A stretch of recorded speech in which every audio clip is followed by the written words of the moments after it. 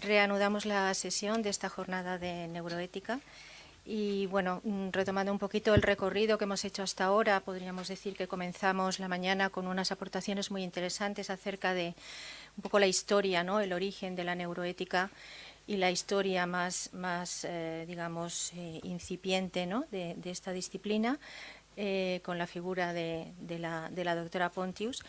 En la segunda parte de la mañana estuvimos viendo los problemas actuales a los que la neuroética se está enfrentando y posibles derivas a futuro. Y en esta tarde lo que vamos a abordar son precisamente ya esos caminos concretos que se vislumbran, ¿no?, de realización y de, bueno, pues de concreción de la neuroética.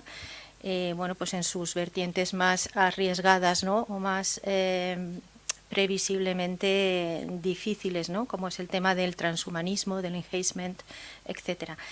Bien, pues para la sesión de esta tarde contamos también con dos personas muy especializadas en esta tarea. En primer lugar, tenemos a Juan Pedro Núñez, que viene, bueno, él es profesor de la Universidad Pontificia de Comillas. Él es doctor en Filosofía y Letras y él ha estado trabajando áreas relacionadas con el funcionamiento integrado de la mente, con terapias existenciales. Es director del Departamento de Psicología allí en la Universidad de Comillas. También allí mismo es terapeuta de la Unidad de Intervención Psicosocial. También es jefe de laboratorio de psicología. Es director y coordinador de varios títulos propios de esa universidad relacionados con esta materia. Y también es director de máster en asesoramiento y mediación familiar. También tiene actividades relacionadas con bueno, la figura de un psicoterapeuta individual de pareja y de familia, ¿no?, un poco la aplicación práctica de los conocimientos y las investigaciones que él lleva a cabo, ¿no? Y a continuación, pues tenemos también a otro profesor muy avezado, ¿no?, en esta materia, que es Patrici Calvo, que es profesor de Ética de la Inteligencia Robótica y Filosofía de la Ciencia en la Universidad Jaume I, en Castellón. Es coordinador del Máster Universitario en Ética y Democracia y es miembro del Comité de Bioética Asistencial del Hospital General de Castellón, de la Comisión de Ética del ARES, de la Comunidad Valenciana, también del Comité de Ética de la Autoridad Portuaria de Castellón y del Grupo de Investigación Ética Práctica y Democracia de la Universidad Jaume I. Además, es autor del libro, traducido un poco por mi parte rápidamente, La economía cordial, y también el reconocimiento ético y la reciprocidad, ¿no? Estos son, digamos, los más recientes, ¿no?, incluyendo también la democracia algorítmica, ¿no?, una perspectiva crítica desde la democracia deliberativa. Bueno, en cualquier caso, seguramente nos van a abrir campos que ni siquiera con esta presentación podemos imaginar, ¿no? Y pues nada, quedamos a la escucha de su palabra. Tiene en primer lugar la palabra el doctor Juan Pedro Núñez. Muchas gracias. En primer lugar, quiero agradecer que se me haya invitado a formar parte del Congreso. En segundo lugar, hacer una pequeña aclaración. La mayoría de los cargos que se han nombrado son ya pasados en la Universidad Pontificia de Comillas. Ahora mismo tengo la suerte de no ostentar ningún cargo y ser solo profesor, que es lo mejor que me ha podido pasar en los últimos años. Bueno, voy a empezar la ponencia sin más. Lo primero es aclarar también que básicamente lo que voy a contar forma parte de un artículo ya publicado en el 2019 en la revista Pensamiento. Y voy a aclarar dos conceptos que probablemente no sean necesarios a estas alturas ya, pero bueno, el primero es el de singularidad, que sobre todo hace referencia a ese punto que se prevé que alcanzarán algún día las máquinas inteligentes, en el que ya por sí mismas podrán autoprogramarse y desarrollarse a unos niveles a día de hoy difícilmente concebibles. Y el otro concepto, que es en el que nos vamos a centrar, es el de transhumanismo. ¿Por qué lo he señalado? Porque es importante, tal y como está ahora mismo la escena social en cuanto a todo lo que tiene que ver con la inteligencia artificial, que la singularidad hace referencia a las máquinas y el transhumanismo hace referencia a nosotros. Es decir, es la evolución que se espera que como especie lleguemos a alcanzar por muchas razones. Por supuesto, por el desarrollo genético, por el desarrollo de la medicina y la neurología, pero especialmente por el desarrollo de los sistemas de inteligencia artificial, como hemos visto, que interactúen directamente con nuestro cerebro a través de interfaces de todo tipo. Bien, es importante no perder de vista que eso ya es una realidad, eso no es ciencia ficción. Ya tenemos muchos dispositivos que insertados directamente en nuestro cerebro permiten que desarrollemos, compensemos ciertas funciones psicológicas. Luego estamos en este gráfico de evolución en el penúltimo escalón como realidad presente. Este señor, Neil Harbinson, es el primer cyborg reconocido jurídicamente, ¿vale? Como vemos, tiene un pequeño implante. Él tiene acromatosia, no ve los colores, y con este sistema el receptor de luz y la conexión que tiene el cerebro hace que traduzcan los colores a sonidos. Y él con eso más o menos, no es lo mismo que ver en color, pero bueno, se puede relacionar de alguna manera con los que tenemos la suerte de ver el mundo en colores mucho más acorde. Y él es además el promotor de una asociación de cyborgs, de personas que funcionan de alguna manera con implantes. Insisto que todo esto como introducción no es más que para subrayar que esto ya de alguna manera es una realidad. Bien, siempre que abordamos, o que yo abordo al menos este tema, hay dos cuestiones básicas, muy sencillas en principio de responder, para no decir nada, pero bueno, para que también enmarquemos desde dónde voy a hablar, que son hasta qué punto, qué ventajas e inconvenientes nos va a traer toda esta evolución tecnológica directamente asociada a la interacción con la actividad cerebral.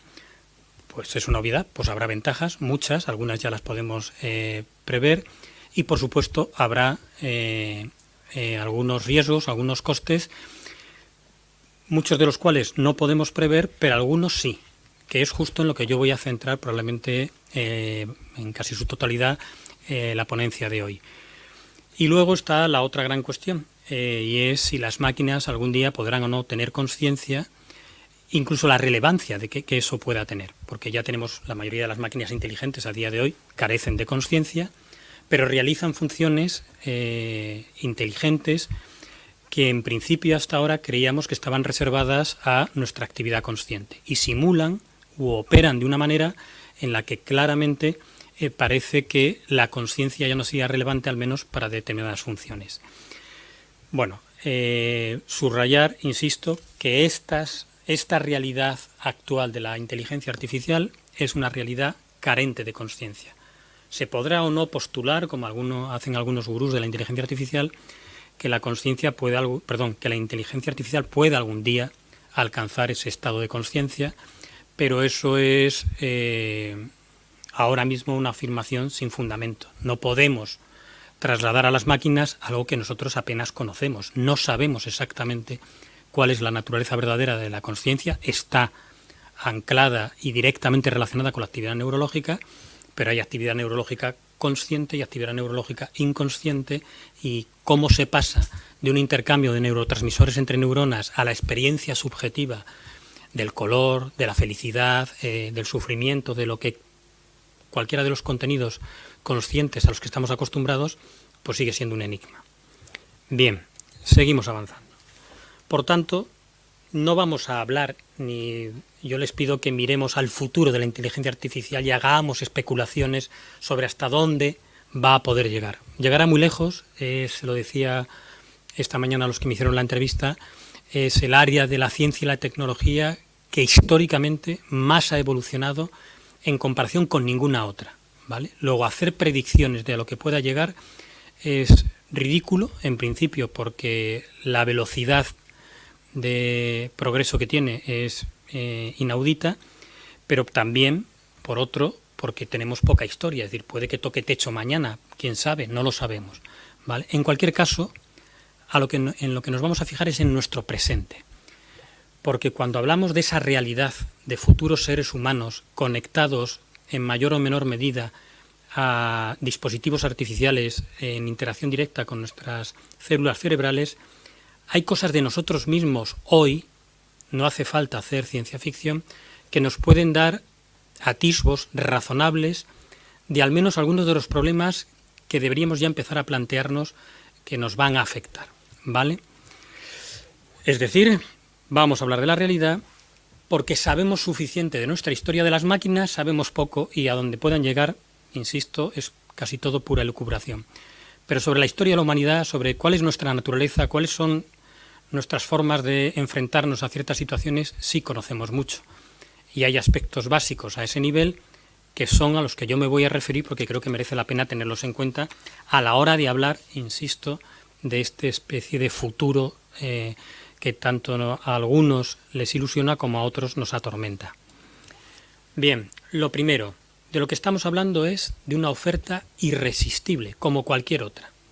Podremos rasgarnos las vestiduras ahora mismo con respecto a muchas cosas que se nos puedan decir que van a ocurrir o que vamos a empezar a utilizar, pero no es eso a lo que yo quiero que miremos. Probablemente todas las personas que estamos aquí ahora mismo tengamos móvil. Probablemente todas las personas que estamos aquí ahora mismo tengamos WhatsApp incorporado al móvil.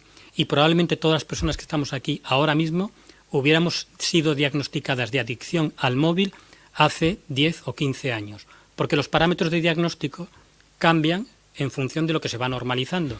Y lo que era excepcional hace una década o dos, ahora se ha normalizado. Y nuestros hijos y nuestros nietos usarán estos dispositivos, de momento exógenos, externos, mucho más de lo que lo estamos usando nosotros. ¿De acuerdo? Luego, cualquier aspecto que vaya a mejorar nuestra funcionalidad, difícilmente no lo compraremos. Discutíamos, o había ponentes esta mañana, que querían subrayar la importancia de diferenciar entre la incorporación de estos dispositivos para compensar algún tipo de enfermedad, trastorno, limitación, y lo que sería simplemente incorporarlos para la mejora. Yo creo que esa diferencia, si bien es razonable conceptualmente hablando y éticamente hablando, es ingenua comercialmente hablando. ¿Quién no va a pagar en el futuro porque tenga un chip insertado que le permita tener una visión, una agudeza visual perfecta durante toda su vida? ¿Quién puede renunciar ahora mismo a las gafas o a las lentillas y ver menos porque sería su estado natural? Envejecer, empeorar, forma parte de la vida. Enfermar, tener limitaciones, pero no las llevamos bien, no las admitimos. Luego, ¿dónde estaría el punto? ¿Cuándo empezaría a ser necesario y cuándo empezaría a ser una mejora? Yo ya estoy perjudicado con respecto a los 20, a los 30 años.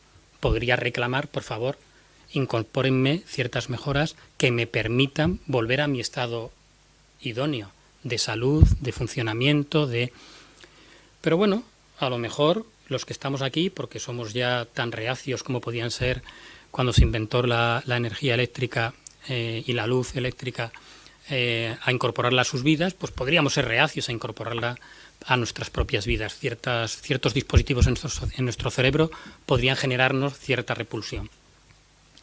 Pero insisto, todos los niños que son compañeros del colegio de mis hijos o de mis nietos tienen un dispositivo que les permite a todos ellos hablar en cualquier idioma. La misma aplicación que tienen ahora esos sistemas artificiales que traducen a cualquier idioma inmediatamente, lo podríamos tener insentado en el cerebro. E insisto, nuestros hijos y nuestros nietos, quien lo empiece a comprar, todos los demás niños empezarían a comprarlo sus papás, empezarían a insertárselos, y quién va a dejar a su hijo o a su nieto siendo el paria de la clase, siendo el paria del grupo, el que no va a ser capaz de hablar en cualquier idioma, en que si los niños del colegio se van a China, él tenga que ir con el traductor externo, cuando todos los demás hablan con los chinos sin ningún problema, y lo entienden. Y si luego cogen un vuelo y se van a Alemania, lo mismo, sin ningún problema, hablarían.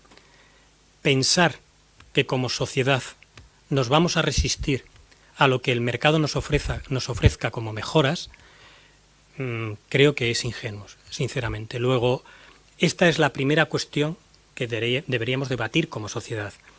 ¿Vamos a ser o no capaces, e insisto, tenemos que partir de que no podemos ser ingenuos, de resistirnos a una serie de mejoras que van a optimizar nuestras funciones psicológicas, Dios sabe en qué medida y en qué envergadura?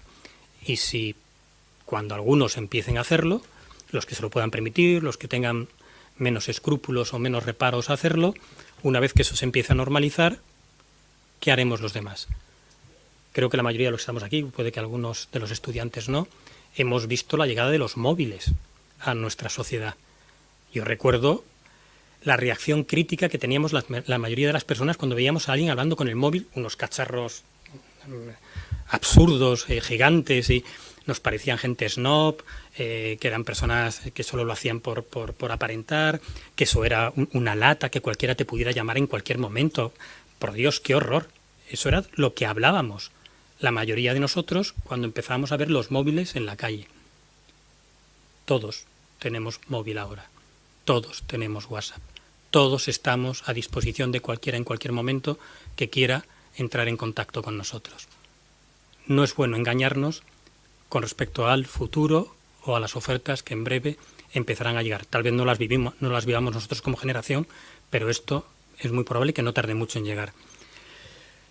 Otro aspecto que quiero comentar, aunque vaya un poco rápido, es que lo que se nos vende es que vamos a ser mejores seres humanos, que de repente vamos a ser una especie superada en comparación con lo que somos ahora nosotros. Tendremos una serie de potencialidades muy desarrolladas gracias a estos sistemas que se incorporan directamente a nuestro cerebro. Y eso nos va a hacer más felices, ¿vale? Esa sería la pregunta. ¿De verdad nos va a hacer más felices? Pues mi respuesta es que no, que eso es un auténtico engaño, que eso es mentira, yo lo tengo muy claro. Y de nuevo, no hace falta irse a ningún futurible, ¿vale? ¿De qué les sirve a mis hijos que yo le diga que, mis hijos ya son mayores, pero que en mi infancia, bueno, es que claro, cuando mis hijos eran pequeños ni siquiera había móviles, pero bueno, a los alumnos que yo tengo en la facultad, que yo les diga que cuando yo era alumno teníamos que escribir los trabajos en máquina de escribir, que había que borrar con tipes, que no podías corregir un párrafo automático. Pues vale, pues mira qué bien, pero ya está. No, ellos no son más felices por tener ordenadores en entorno Windows. Les da igual. Como cuando mi padre decía, si tú hubieras pasado la guerra y hubieras pasado hambre, entonces pondrías en valor. Yo lo oía, pero me da igual.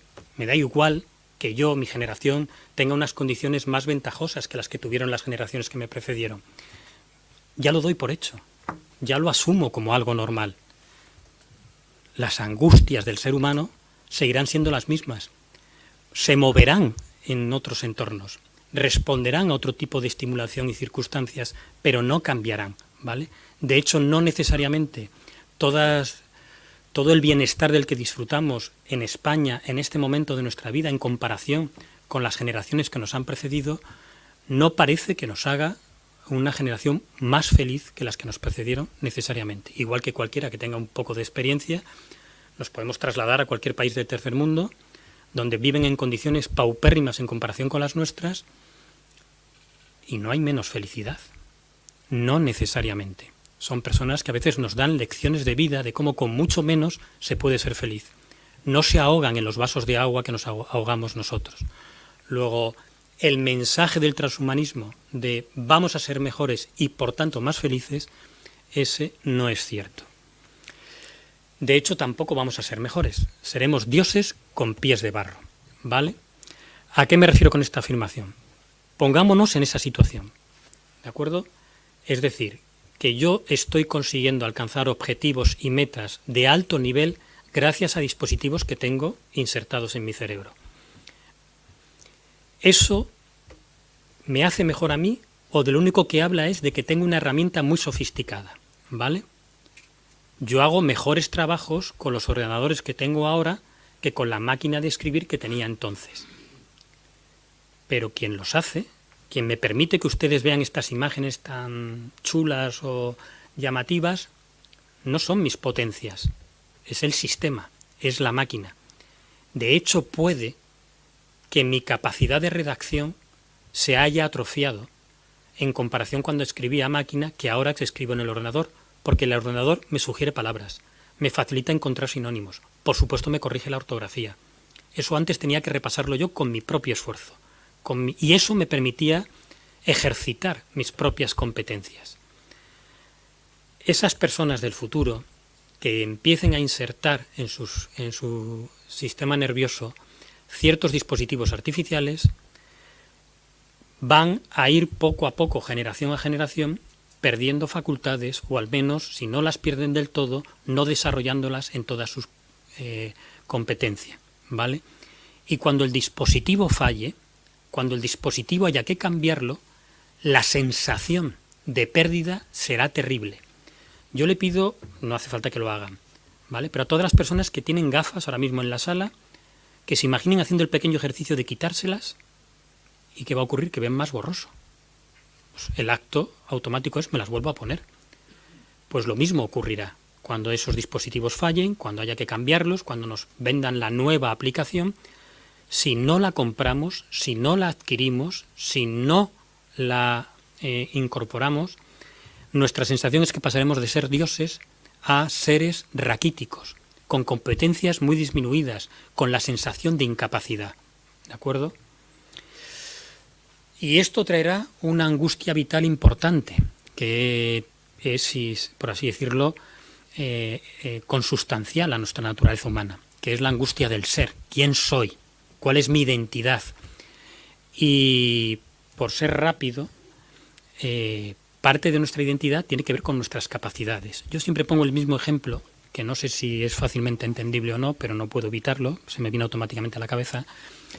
De mis 4 hijos, el pequeño es un chaval con síndrome de Down, que además no es especialmente inteligente. Y tiene una personalidad maravillosa. Yo creo que de toda la familia es el ser más querido. Todos mis hijos, cuando entran en casa, al primero que van a saludar, al primero que le hacen alguna fiesta, alguna broma, es a mi hijo pequeño. Y todos nos levantamos cuando él llega a preguntarle. Mi mujer, también quiero que lo sepan, que también es psicóloga, trabaja en un colegio de educación especial, ¿vale? Donde el abanico de personas el abanico de inteligencia de todas esas personas con discapacidad es muy amplio. De hecho, ahora mismo mi hijo está yendo a ese centro educativo. Y hay chicos con más capacidad y con menos capacidad que él. Bien. Para muchos de ustedes, esa discapacidad de mi hijo es una pena, una tara o una limitación. Y en gran medida lo es, yo no voy a negarlo. Pero si mi hijo fuera un poco más inteligente, sería más consciente de su limitación y sería una persona que sufriría más y sería más triste. Mi hijo, si cuando todos todavía hoy jugamos a un juego de mesa, él puede perder, pero él está convencido que ha ganado. Él compite en muchas pruebas de atletismo con el centro y como todos sus compañeros, porque compiten en la especialidad síndrome de Down, da igual en el orden que lleguen, todos han ganado. Y están encantados de la vida, y se abrazan, y da igual las medallas que traigan. Y se puede enamorar de su profesora, de la chica, de la vecina que no tiene discapacidad y que es guapísima, porque tiene discapacidad pero no es tonto. Y el no ser correspondido, el que le den calabazas sistemáticamente, no le hace sufrir. A los chicos del Centro de Educación Especial de mi mujer, que son más inteligentes, son conscientes de su discapacidad y del rechazo que reciben, y de no poder realizar ciertas cosas que realizan las personas con una inteligencia normal, sufren por todo ello. A mi hijo le cambiaría la personalidad si de repente adquiriera una inteligencia mayor. Ya no sería el mismo chaval, ya no sería la misma persona. Las funciones que tenemos en gran medida afectan a nuestra identidad.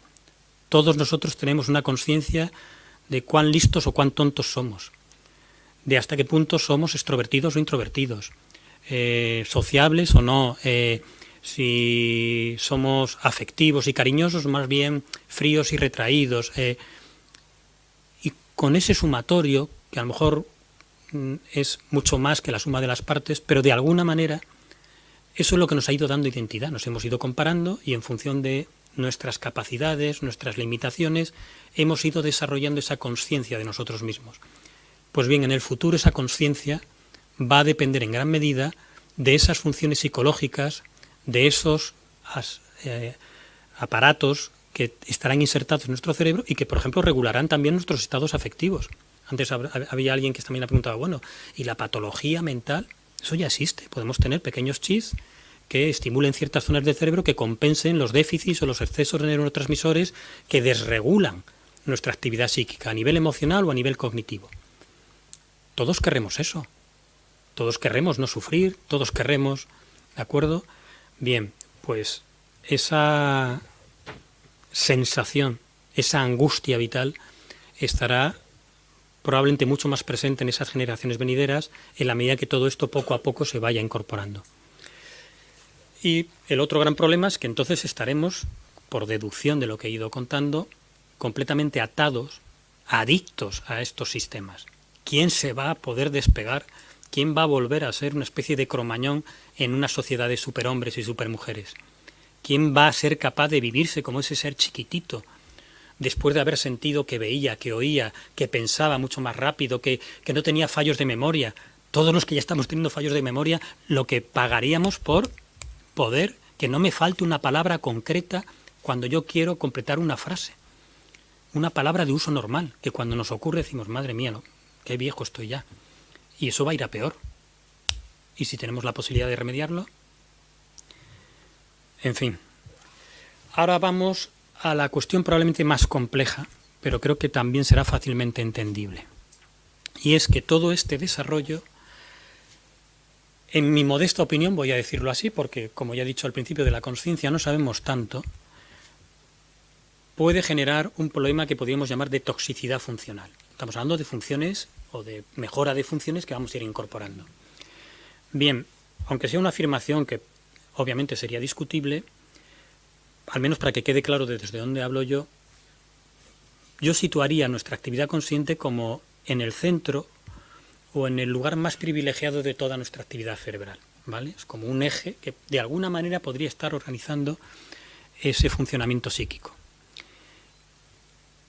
Como es normal, todos estos dispositivos van a estar supliendo de alguna manera la estimulación de determinados centros cerebrales directamente relacionados con la fabricación, con la experiencia de lo consciente.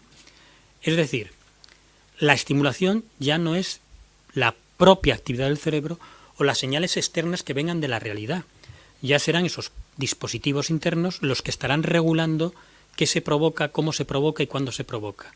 Y cuantos más chips estén incorporados, más estará disminuyendo la propia potencia, la propia funcionalidad de lo consciente en nuestro cerebro. Prever las consecuencias que eso pueda tener es imposible a día de hoy, insisto. No tiene ningún sentido que nos hagamos ninguna pregunta al respecto con la intención de responderla. Pero la pregunta es legítima. ¿De verdad eso va a ser bueno? ¿De verdad los cerebros estimulados de forma masiva, artificialmente, a ese nivel, no generarán daños, efectos secundarios, probablemente no a corto plazo? Podemos suponer que nuestras leyes nos protegerán, que los chips que vayamos comprando en el mercado habrán sido testados y probados lo suficiente para que a corto plazo, durante 10 años, 20 años, no den problemas. Pero después de 50 años, 60 años, generaciones y generaciones usándolos, ¿qué pasará con los cerebros humanos? Bien, pues esa es la pregunta, insisto, a día de hoy imposible de responder, pero suficientemente intuitiva como para que nos preocupemos al respecto.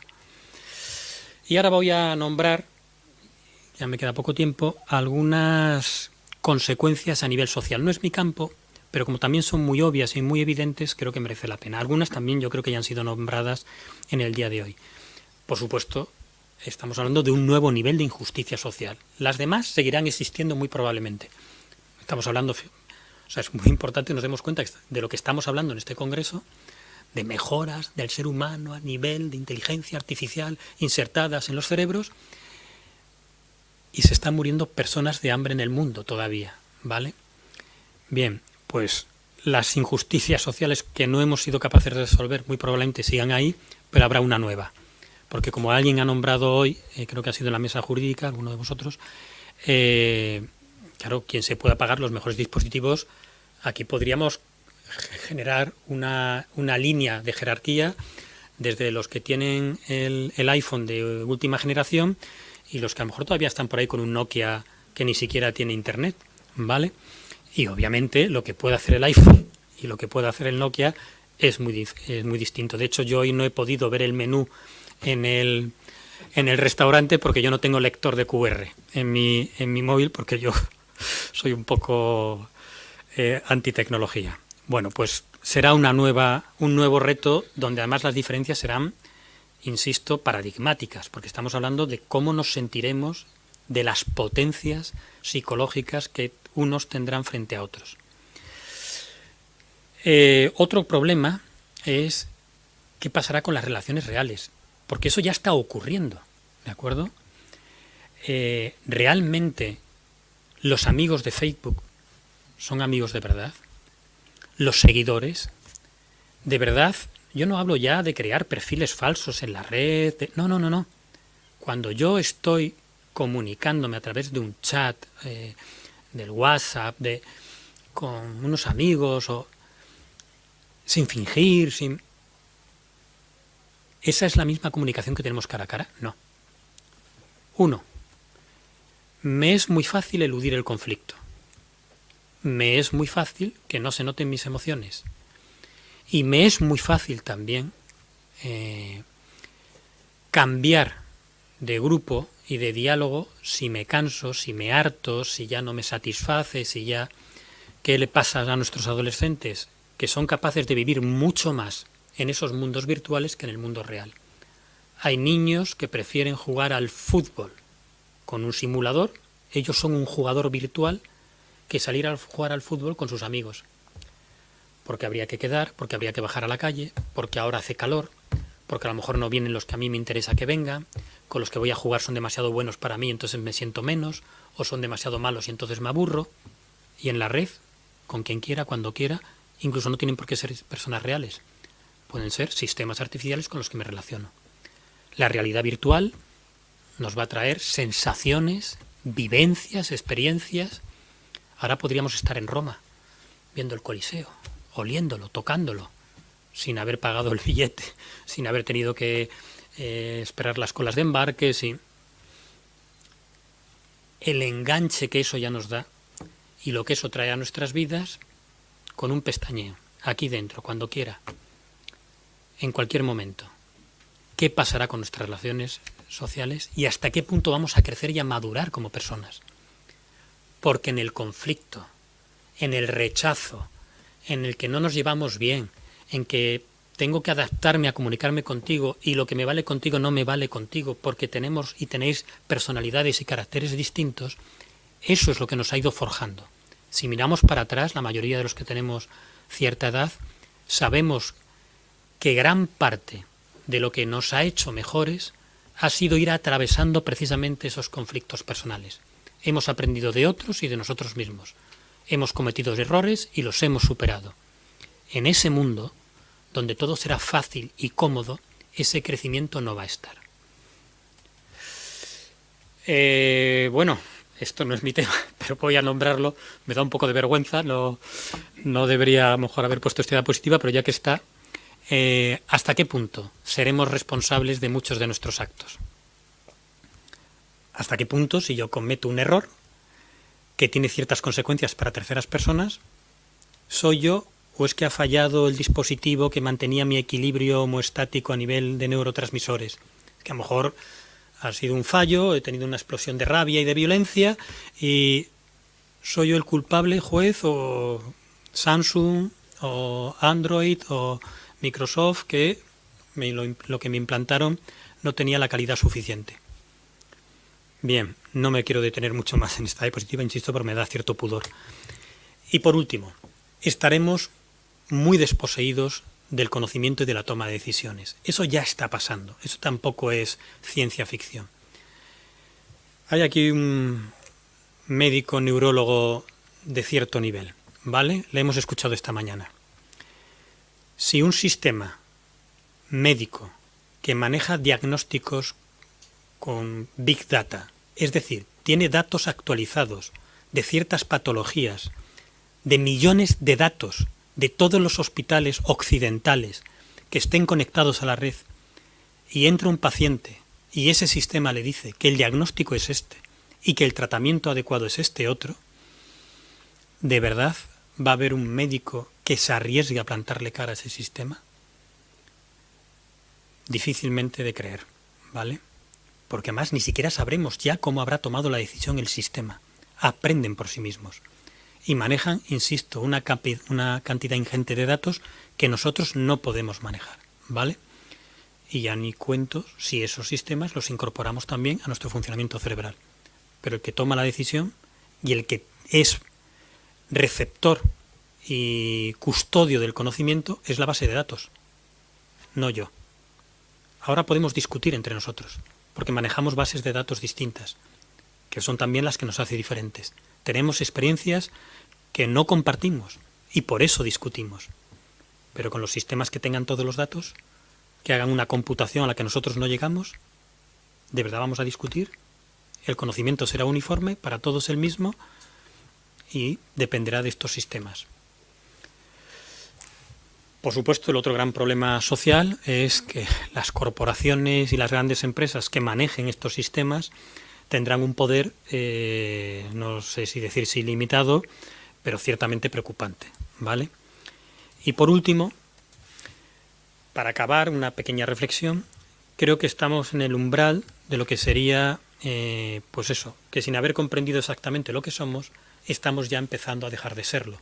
Tal vez sea un poco precipitado decirlo, porque de momento no hay nadie aquí que tenga un chip en la cabeza, pero esta sería, por así decirlo, la frase, la conclusión en cuanto al punto crítico en el que nos podíamos estar encontrando ya de alguna manera. Pues con esto acabo, pero el ChatGPT podría haber dado esta conferencia exactamente igual que yo. Muchas gracias a todos.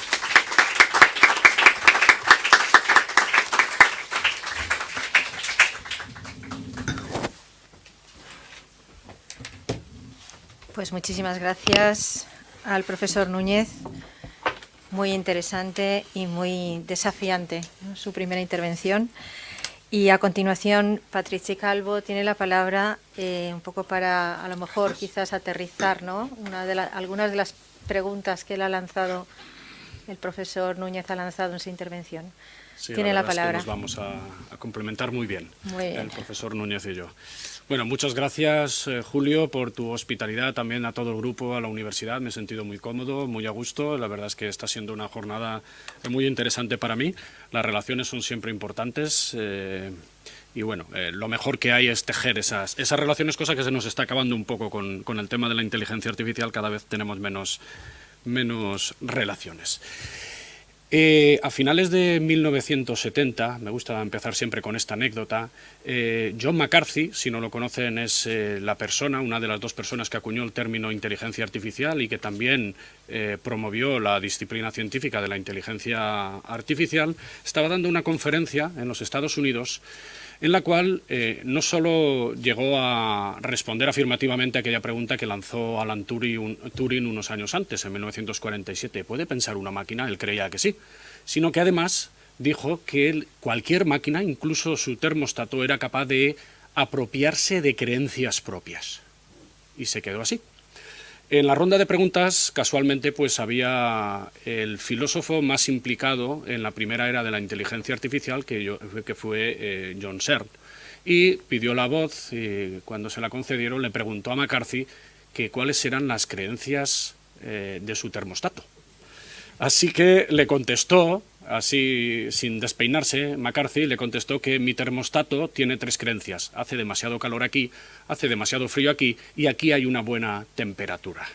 Bueno, más allá de lo anecdótico de esta cuestión, ¿no?, lo que estaba mostrando McCarthy era lo que el profesor Valera también esta mañana estaba comentando, ¿no?, esa apropiación de cierta terminología humana, una terminología para darle como un cuerpo humano o incluso suprahumano, más allá del humano, más racional que el humano, más comunicativo que el humano, más libre todavía, ¿no?, más emocional que el humano, a las máquinas, o en este caso las máquinas dotadas de aquello que había surgido, que era la inteligencia artificial. Y estoy de acuerdo con el profesor Varela cuando esta mañana decía que esto es peligroso, ¿no? Y ya se lo dijimos en la primera década y segunda, los primeros 20 años, las primeras 2 décadas del siglo XXI a las neurociencias. Hoy está pasando lo mismo, pero en el ámbito de la inteligencia artificial, pero es algo que viene de lejos. Además, no es algo nuevo, es algo que es bastante antiguo, es algo que tiene como mínimo 2.500, 3.000 años de antigüedad. La inteligencia artificial, ese anhelo por construir autómatas, hoy en día robots, máquinas, algoritmos inteligentes que puedan superar al ser humano, se ha hablado aquí de singularidad, volveremos a hablar del tema, es muy antiguo. Tan antiguo como, por ejemplo, la mitología griega, hindú, china, donde se hablaba ya de esa creación de autómatas que superaran al ser humano. Lo podemos ver en las máquinas que creaba Hefesto, Vulcano. Hefesto creaba máquinas, por ejemplo, como unas tecnologías de inteligencia artificial que luego servían para que los dioses castigaran a los humanos, ¿no? Tenemos, por ejemplo, el robot Talos, que estaba en una isla y en la cual cada vez que entraban los enemigos, pues Talos, el gigante de hierro, dotado de inteligencia, salía a defender la población. Tenemos también a Pandora. Pandora, como nos cuenta Mayor en ese libro que les he enseñado, Dioses y Robots, Pandora no era una mujer, Pandora era una autómata y tampoco llevaba una caja, iba dentro de la caja. Y es una robot, una autómata, no existía la palabra robot, que Zeus le pide a Hefesto para enviarlo a la Tierra como castigo, dentro de la caja. Zeus sabía que la curiosidad del ser humano y la codicia del ser humano abrirían la caja. Por tanto, se lavaba las manos. Ya serán ellos quienes... Yo les envío la caja, no les envío el robot para que los mate, ya la abrirán. Y la abrieron, como bien saben. Luego se cambió en los mitos posteriores, las revisiones posteriores, se cambió y se dijo que era una mujer. Además, Hefesto tenía unas ayudantes, no eran unos ayudantes, esos ayudantes que aparecen en el cuadro de Vulcano, de la fragua de Vulcano en Velázquez, eran mujeres. Ayudantes que las va dotando de racionalidad, las va dotando de inteligencia, las va dotando de capacidad creativa para que así Hefesto se dedicara un poco a descansar y que fueran las ayudantes las que fueran creando, ¿no? Pero además también tenemos, como sale en Ulises, también tenemos ese arca que regalan los dioses al reino de Minos para que se pueda defender, un arca de oro que contiene unas flechas que nunca fallaban. Eran como los drones actuales, que parece que van por ahí y detectan el blanco y se dirigen a él y no fallan nunca. Además también tenemos en la antigua Grecia el primer libro, aquí no hay tanto de inteligencia artificial, pero sí el primer libro de autómatas de la historia, en el siglo I antes de nuestra era, por Herón de Alejandría. Y bueno, por poner otro ejemplo fuera de la mitología griega, también tenemos a los guardianes de las reliquias de Buda, que eran también autómatas que defendían, cuidaban de esas reliquias de Buda. Hay muchísimas otra mitología en la antigüedad que no solo está en Grecia. Pero en la Edad Media todo esto se transforma y la inteligencia artificial viene al rescate, en este caso viene a servir a la religión. Y en este caso tenemos la primera máquina de pensar, considerada cada vez más la primera máquina de pensar de la historia, y realmente fue un filósofo místico del Reino de Aragón, como fue Ramon Llull, que en 1308 publica un libro sobre un lenguaje común que pudiera servir para ponerse de acuerdo sobre qué era la verdad, y la verdad en aquel momento era saber qué era Dios, dónde estaba Dios, comprobar a Dios, la existencia de Dios. Entonces creó un lenguaje formal que luego va a estudiar Alan Turing, universal para ponerse de acuerdo entre ellos, y luego crea una máquina que son unos discos concéntricos, unos 8 o 9 discos, que ahí están viendo un par, de papel, y iba demostrándole a los musulmanes la existencia del Dios cristiano. La primera vez que fue lo metieron en la cárcel, la segunda vez que fue lo sacaron aquí los nobles de la corona de Aragón, pagaron a los musulmanes para que lo devolvieran. La segunda vez no se sabe dónde está, no volvió a aparecer. Suponemos que lo mataron, pero no tenemos ni idea, ¿no? Pero él tenía esa misión por parte de Dios de ir a convencer a los infieles de que la existencia de Dios, y se dedicó inventando esta máquina. A Alan Turing le dieron la primera beca precisamente estudiando a este lenguaje formal y algunas de las cuestiones que planteó Ramon Llull en su momento. Luego también encontramos autómatas, no de inteligencia artificial, pero sí de control del tiempo, los primeros autómatas en Europa que tienen que ver con los relojes en las catedrales. Este es el Gallo, que se considera el primer autómata. Había muchos en la antigua Grecia, pero no tenemos constancia, no nos ha llegado ninguno. Bueno, la modernidad, Dios va a pasar, entre comillas, a un segundo plano, como decía Guillermo de Ockham, ¿no? Bueno, la parte de Dios se dedica a salvar las almas, el ser humano la política tiene que dedicarse a salvar a las personas, y por tanto ya no imparte justicia a Dios. Entonces tienen que impartirlo las personas, y empiezan a crearse autómatas de defensa, ¿no? Soldados autómatas, como el famoso soldado de Da Vinci, y sobre todo aparece la primera reflexión moral sobre qué pasaría si los robots fueran los que impartieran justicia. Hay unos poemas de la Reina Hada, de Edmund Spenser, 1556, en el cual uno de los capítulos trata de que se le regala un soldado de este tipo, autómata, capacitado de inteligencia, para ayudar al señor a impartir justicia. Y el señor se queda horrorizado cuando ve la maldad de este soldado, ¿no? Autómata, porque le parece, si hay que impartir justicia y si alguien ha robado, pues si hay que cortarle la mano, se le corta, sea un niño, haya robado una aceituna o haya robado 100.000 euros, daba igual, era implacable. Mataba porque así lo decía la ley, impartía justicia porque así lo decía la ley. Y empiezan a cogerle remordimientos. Esto podemos, y empieza a pensar, ¿podemos enseñar moralmente a estas máquinas? ¿Pueden aprender a ser morales? Bueno, y finalmente en la contemporaneidad se empiezan a aplicar o a pensar, a reflexionar sobre los impactos sociales que pueden tener, en este caso, autómatas con inteligencia artificial.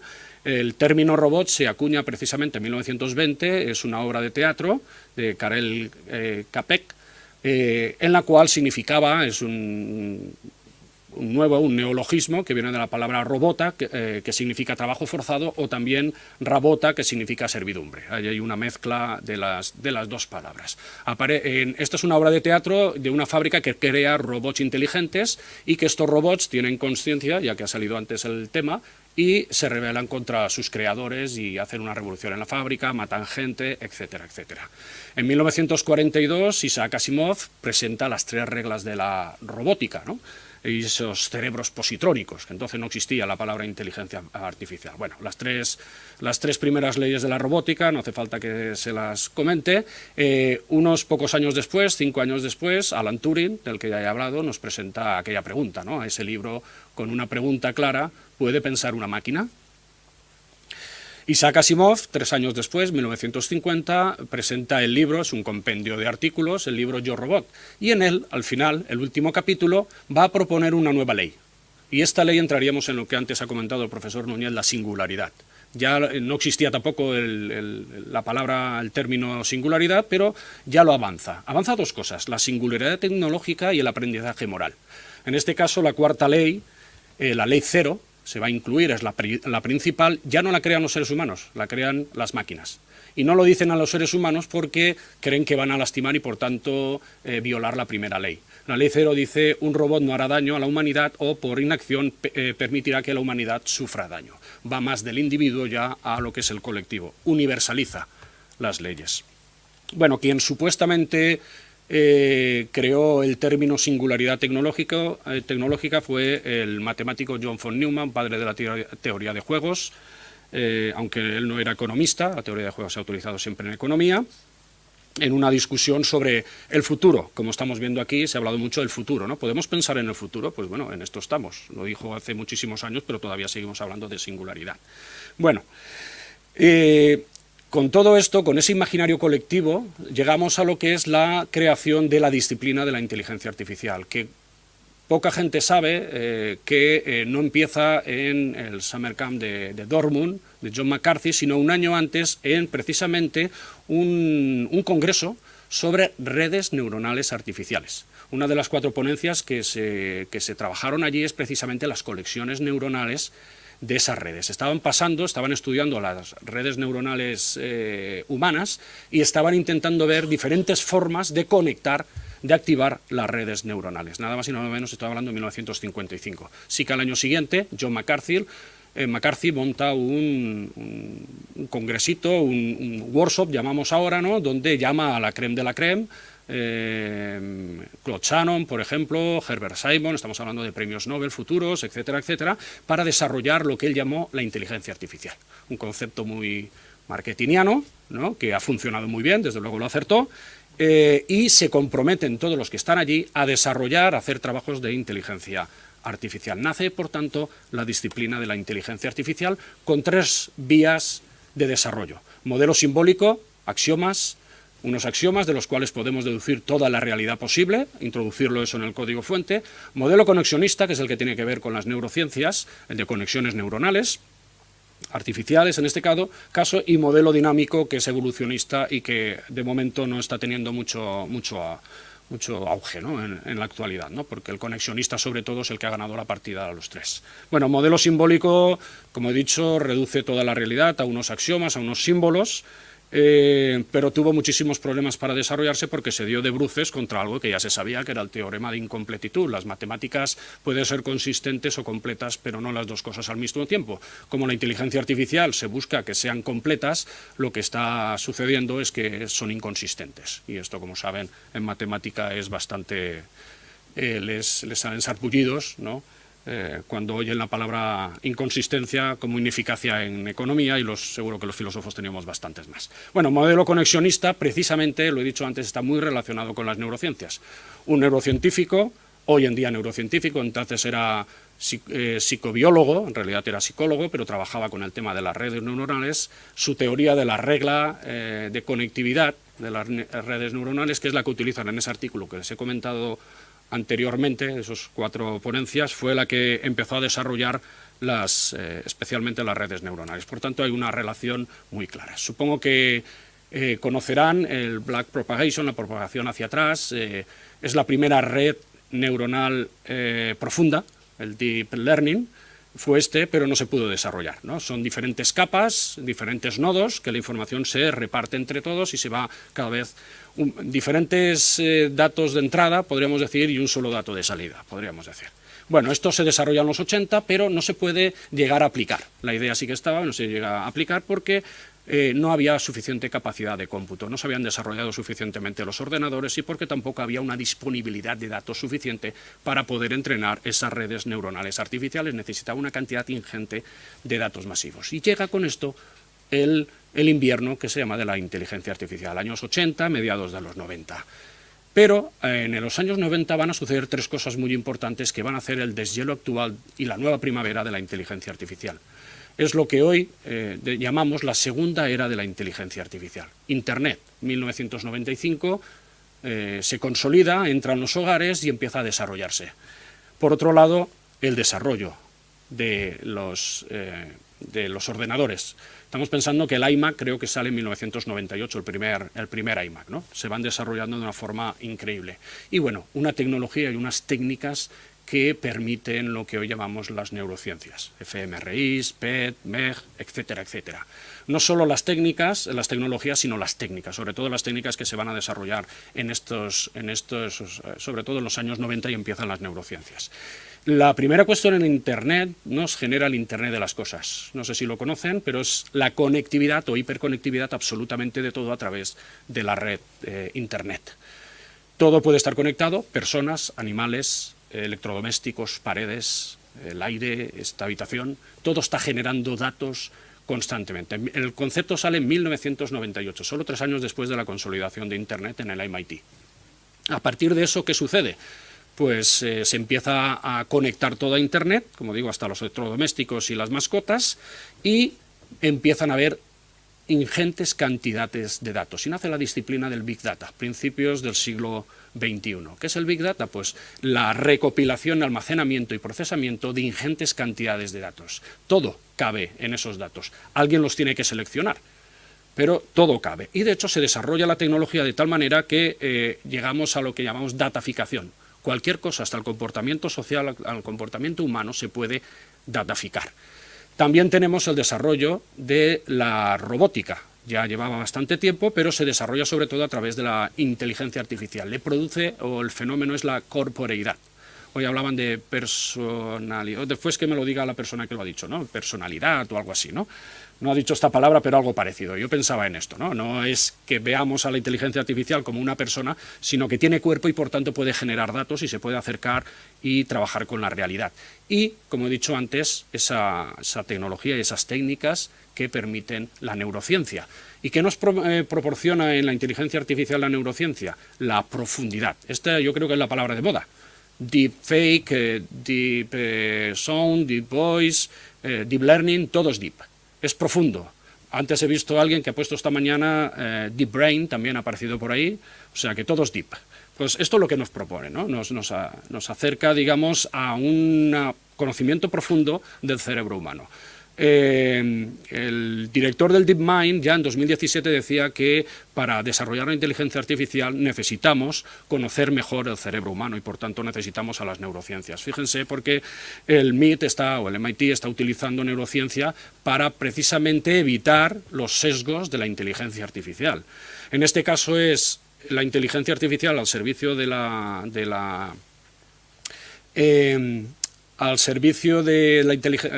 neurociencias al servicio de la inteligencia artificial, pero también es en la otra vía, ¿no? La inteligencia artificial al servicio de las neurociencias. Se utiliza inteligencia artificial para desarrollar todavía más la disciplina, ¿no? Bueno,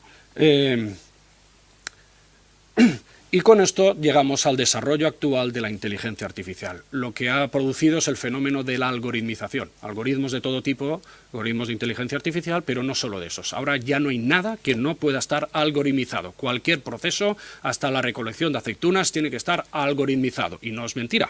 Con esto del dinero que ha venido de Europa se está pidiendo que se algoritmice todo, que se digitalice, pero lo que están haciendo es aplicar Big Data, Internet de las Cosas o hiperconectividad, etcétera, etcétera. ¿Qué hemos logrado?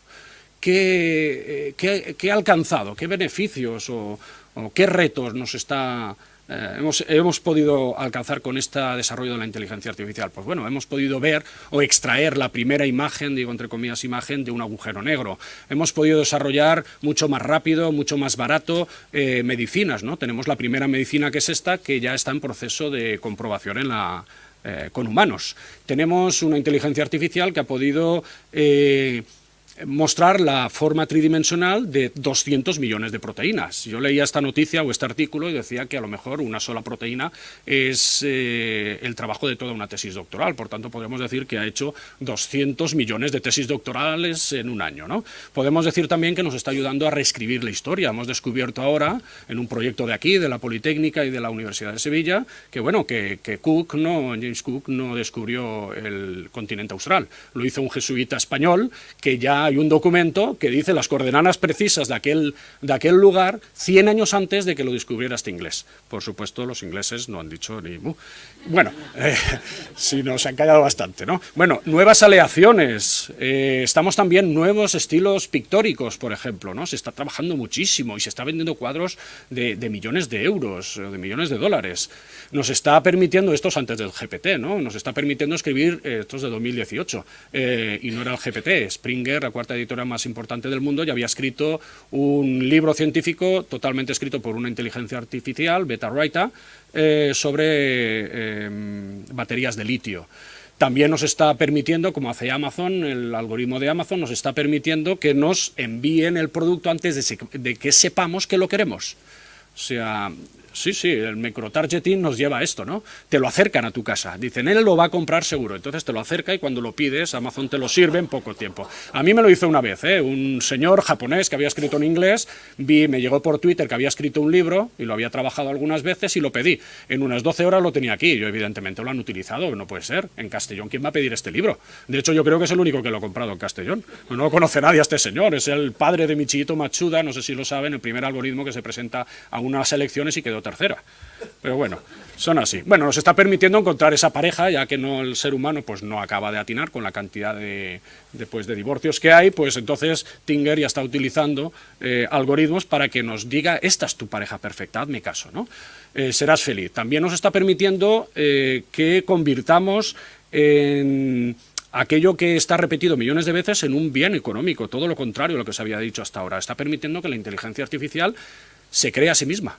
Esto ya lo han hecho las TPU de Google, la versión 3 hizo la 4, y parece que lo ha hecho mejor. Nos está permitiendo, y hablaremos muy rápidamente de ello, gemelos digitales, entidades artificiales o representaciones artificiales de entidades físicas. Un corazón, por ejemplo, nos permite someterlo a esfuerzos para saber si ese corazón que ha tenido algún problemilla a esta persona, si su corazón aguantaría una maratón.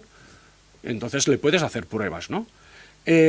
También nos permite, y lo está utilizando España, nos permite pues intentar controlar la corrupción, redistribuir mejor la riqueza, realizar operaciones, por ejemplo el Da Vinci realiza unas 100 o 150 operaciones diarias y no pide aumento de sueldo ni horas extras y encima cada vez opera mejor, ¿no? Como ha pasado con el primer trasplante de pulmón que se ha íntegramente hecho por este robot con inteligencia artificial en todo el mundo, ¿no? Se ha hecho aquí en España. En San Joan de Deus, creo, el Hospital San Joan de Deus, ¿no?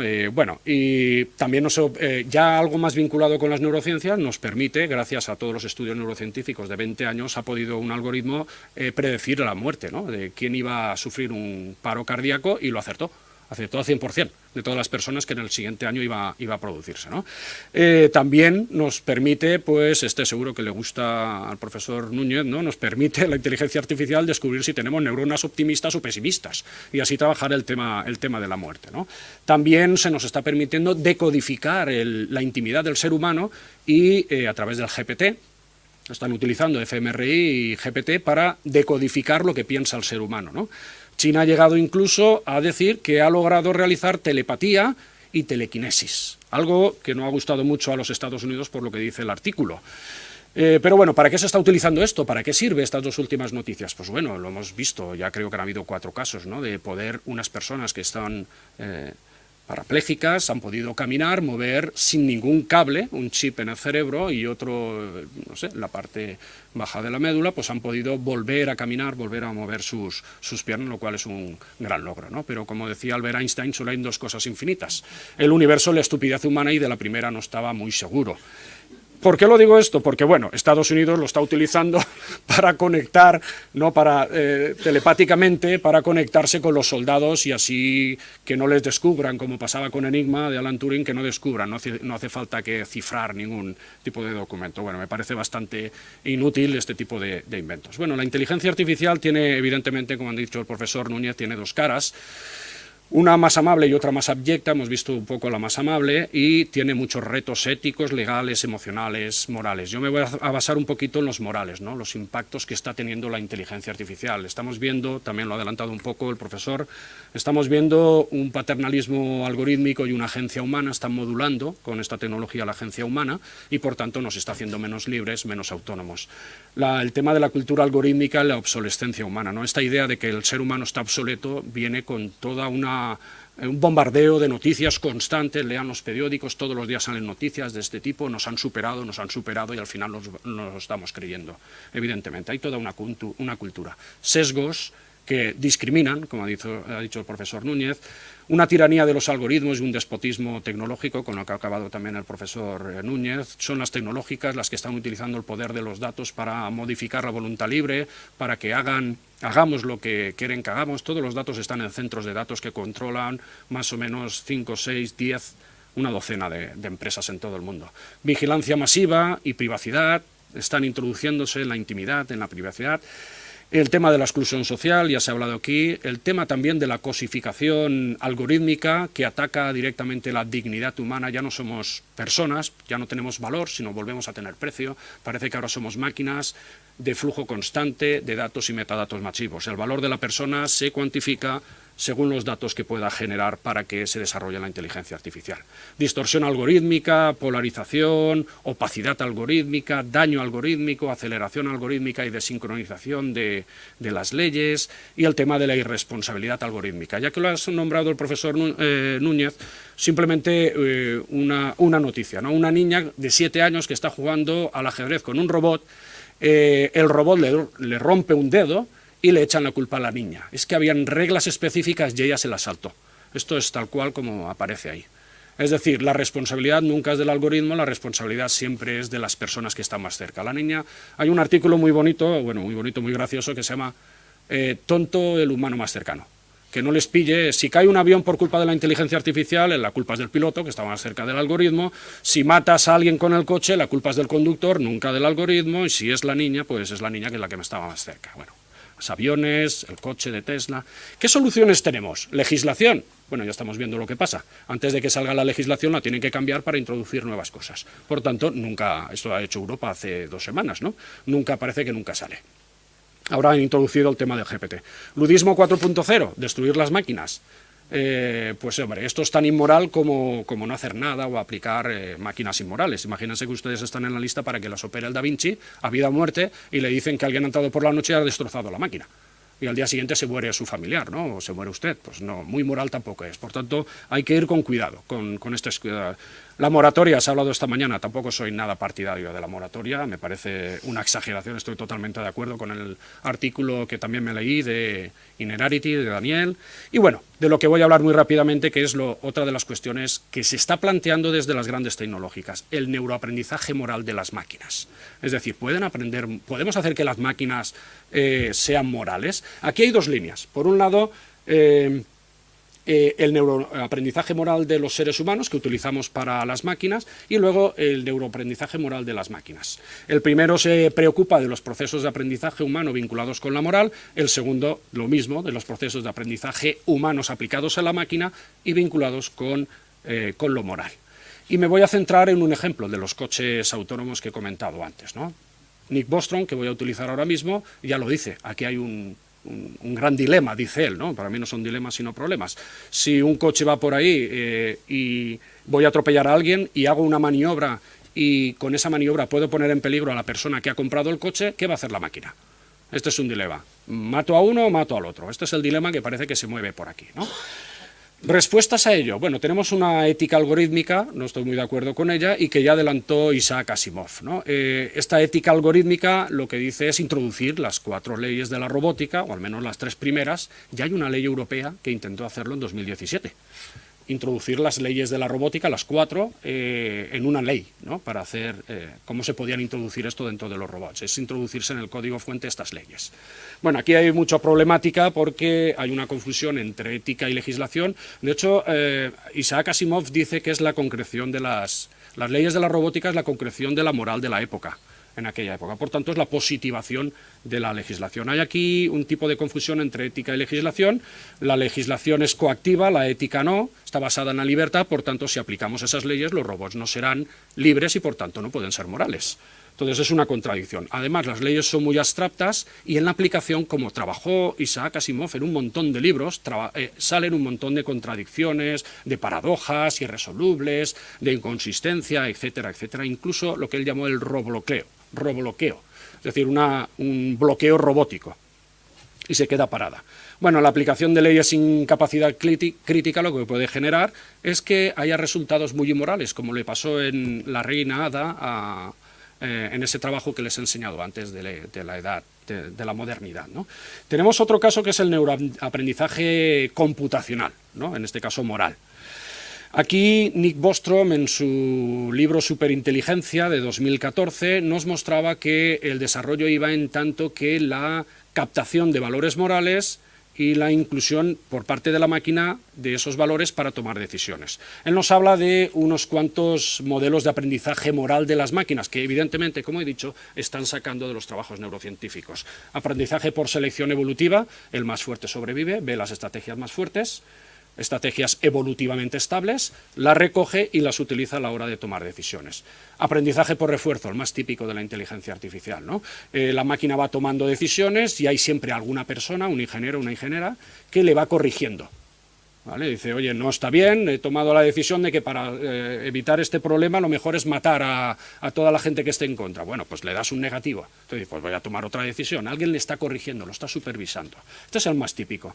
Aprendizaje por asociación, asociar cosas de la realidad con valores morales. Por ejemplo, no sé, liderazgo ético, gobierno ético, este tipo de cosas, ¿no? Gobierno honesto, este tipo de cosas. Aquí hay mucha problemática.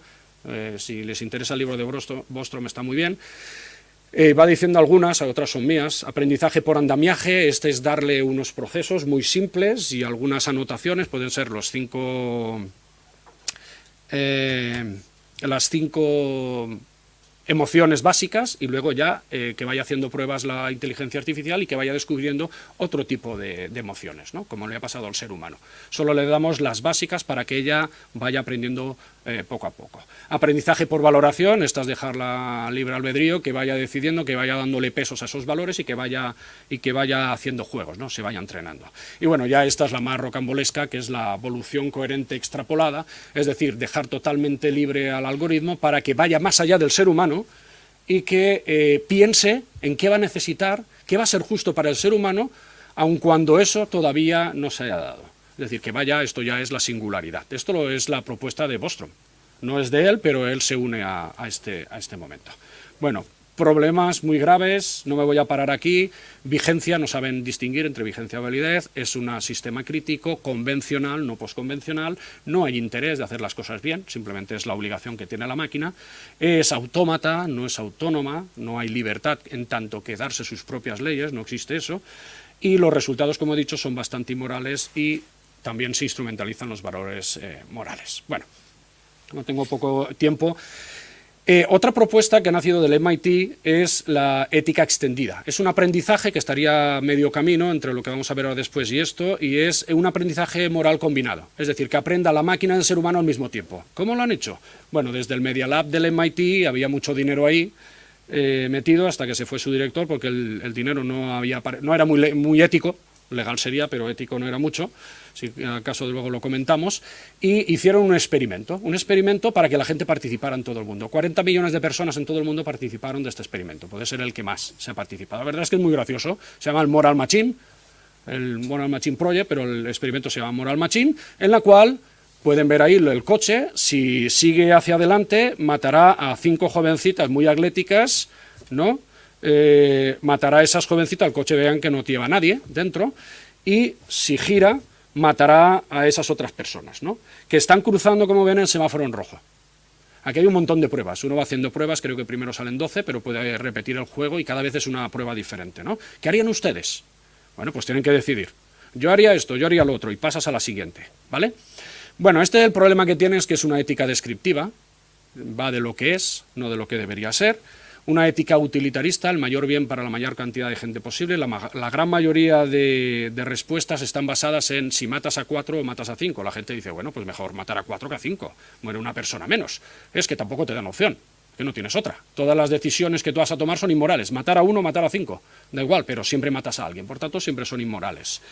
Por tanto es una propuesta binaria, dilemática, si quieren decirlo, resultista, no va al proceso, si el proceso es justo o no, va directamente a los resultados. ¿Cuál es el resultado de todo esto? Aunque el proceso no haya sido justo, que no lo es. Es irreal, eso no existe, porque podrían tocar el claxon, lo que están rotos son los frenos del coche, no el claxon. ¿Por qué no te dicen que puedes tocar el claxon? No, porque entonces son 3 propuestas, entonces ya no es dilemático, la máquina se vuelve chaveta, vamos a decir, ¿no? Pues necesita unos y ceros. Entonces lo mejor es esto, ¿no? Es convencional, no dice lo que debería ser, sino lo que es, y es, por supuesto, resultados todos muy inmorales, siempre matas a personas. Fíjense, porque los resultados, esto es una investigación sobre esa otra investigación, los resultados nos han dado que en muchos países prefieren matar a pobres que a otro tipo de personas. Aporofobia, que dice Adela Cortina aquí en Valencia. Esta es la noticia, ¿eh? Científicos del MIT se dieron cuenta, tras analizar las sugerencias de casi 40 millones de personas, de que en algunos países prefieren atropellar antes al pobre que al rico. Pues esto es lo que sale de esa combinación, de esa ética extendida. Muy ético no parece, ¿no? Los argumentos no sé cuáles serán, pero muy ético no es. En definitiva, como dice Apple, no desde la ética utilitarista, sino desde la ética discursiva, el fallecido Apple decía, de lo que es, no debería ser.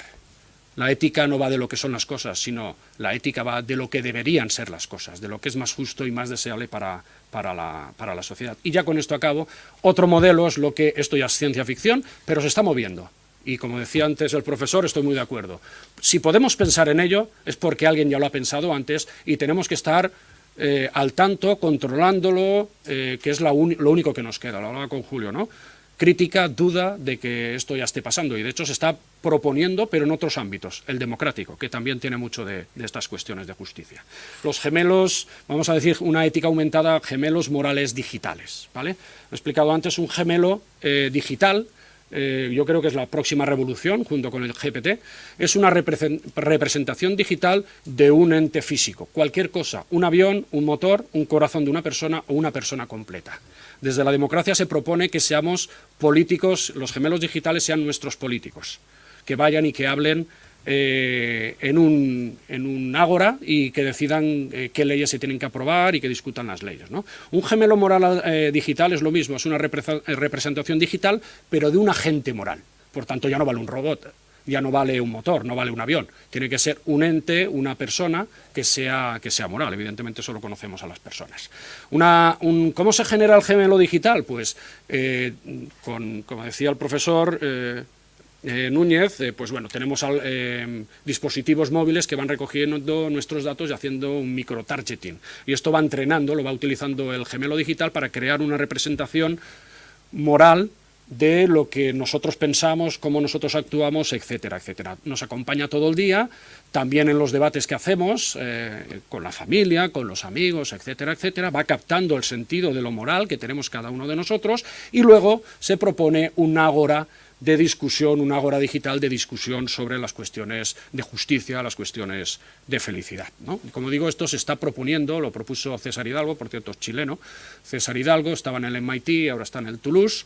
La idea es bastante buena en la democracia, se está desarrollando pero a larguísimo tiempo, no es de estos que lo aplican ya, pero hoy tenemos como una esfera digital, podríamos decir, lo último ha sido el metaverso moral, vamos a decir, ¿no? Como si fuera para que nos hagamos un poco una idea de qué es esto.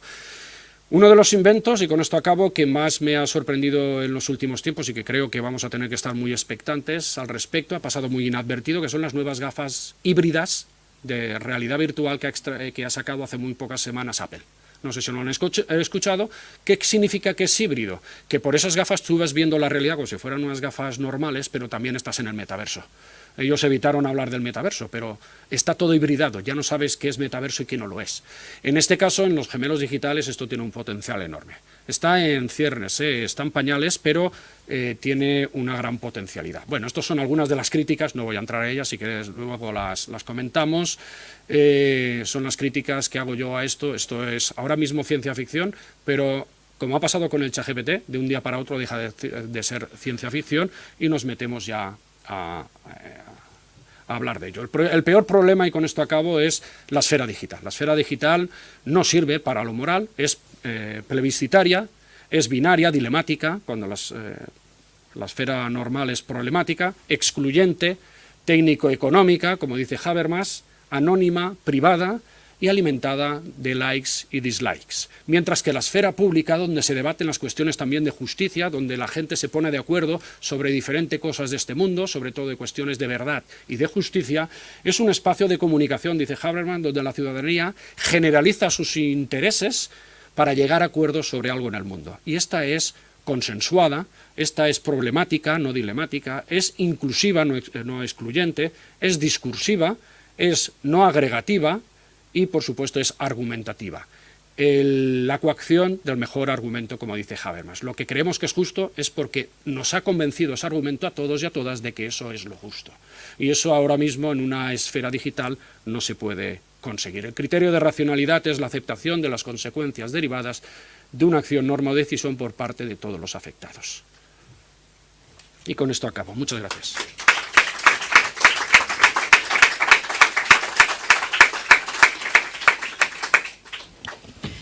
Pues muchísimas gracias a los dos ponentes, al doctor Núñez y al doctor Calvo.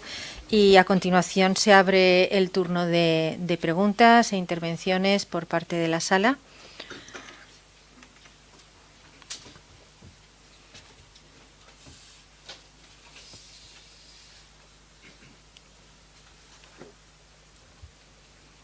Yo quisiera comenzar con una pregunta, ¿no?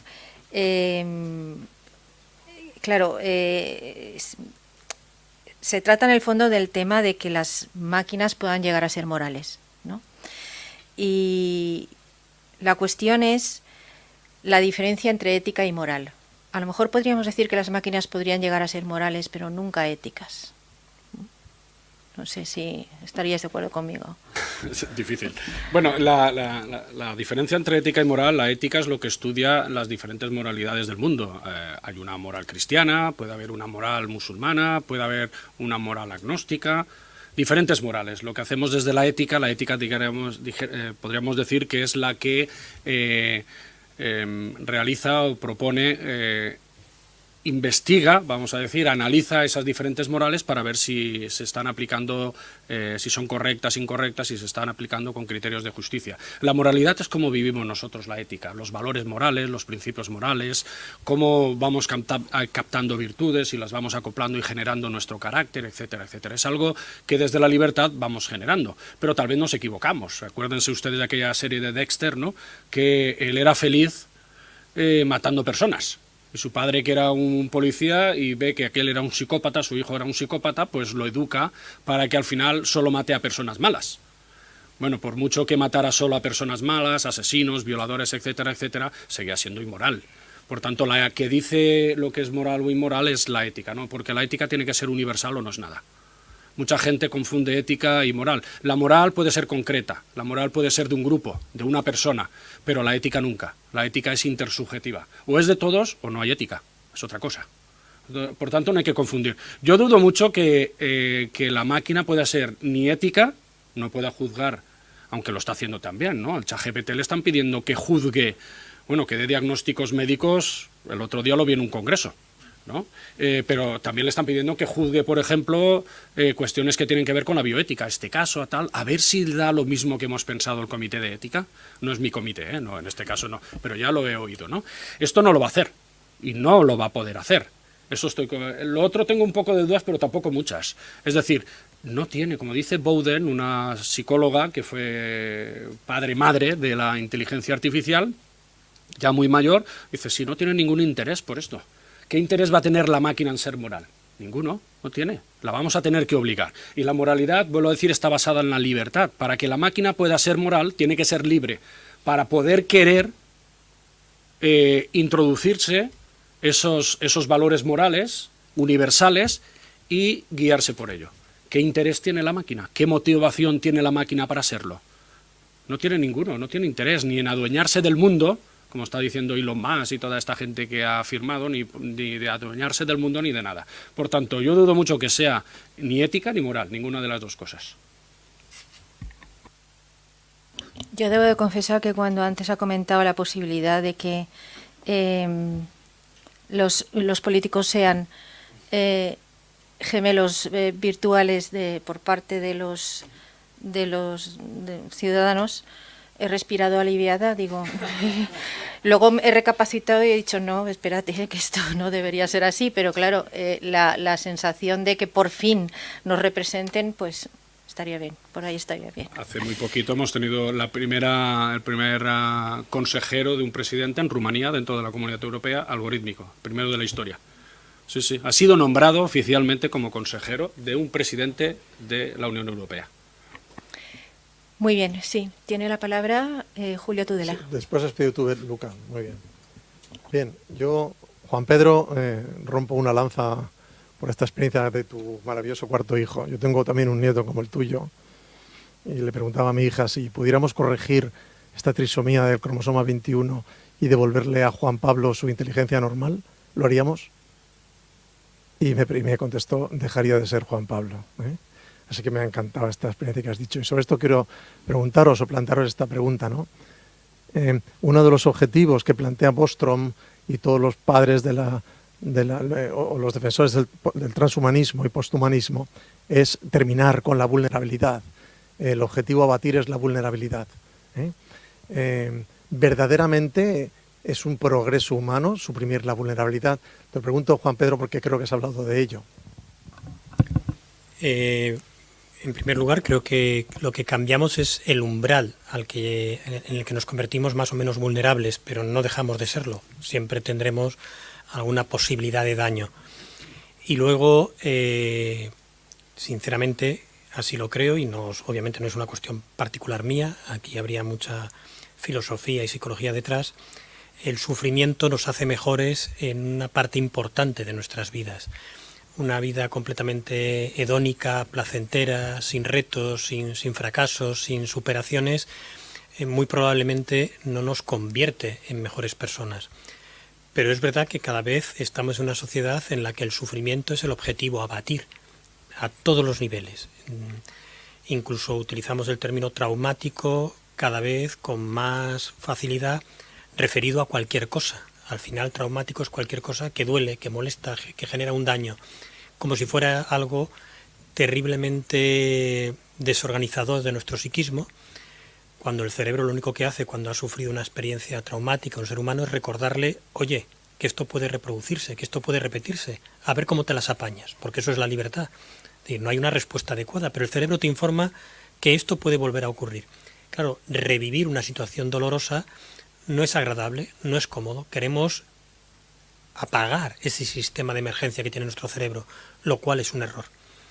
Yo se lo digo a mis alumnos, ¿de verdad sería bueno que borráramos esas memorias de nuestro cerebro?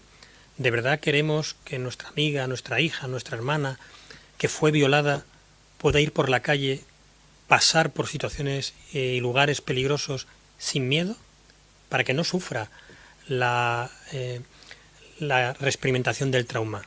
Pues sería terrible, porque aumenta la probabilidad de que vuelva a caer en una situación de riesgo y vuelva a cometer algún tipo de imprudencia, aunque ella no sea responsable de las agresiones que ha sufrido, que la pongan en peligro. El revivir, por ejemplo, los hechos traumáticos, insisto, que nos parece algo patológico, porque no te desestabiliza, es un sistema de emergencia. Es como si ahora se pusieran a sonar las alarmas porque hay un incendio. Sí, nos incomoda, rompe todo este sistema en el que ahora estamos cohabitando. Pero, gracias a Dios, nos ayudaría a salvar las vidas. Pues las señales de alarma de nuestro cerebro son desagradables y nos parece que debemos eliminarlas. Es solo un ejemplo de cómo nos estamos relacionando con el sufrimiento, que tiene que ver con tu pregunta, y que creo sinceramente que es un error. Nadie quiere abrazar el sufrimiento, pero el sufrimiento lo fabrica nuestro cerebro. El dolor solo existe aquí, no es una realidad física, es una experiencia subjetiva directamente asociada a la supervivencia e, insisto, al crecimiento personal. Si lo sabemos manejar, si lo sabemos utilizar, si lo sabemos enfrentar y lo sabemos superar. No si nos desborda, nos hunde, nos inmoviliza. Obviamente no, el sufrimiento por el sufrimiento no lleva a nada. Pero la vida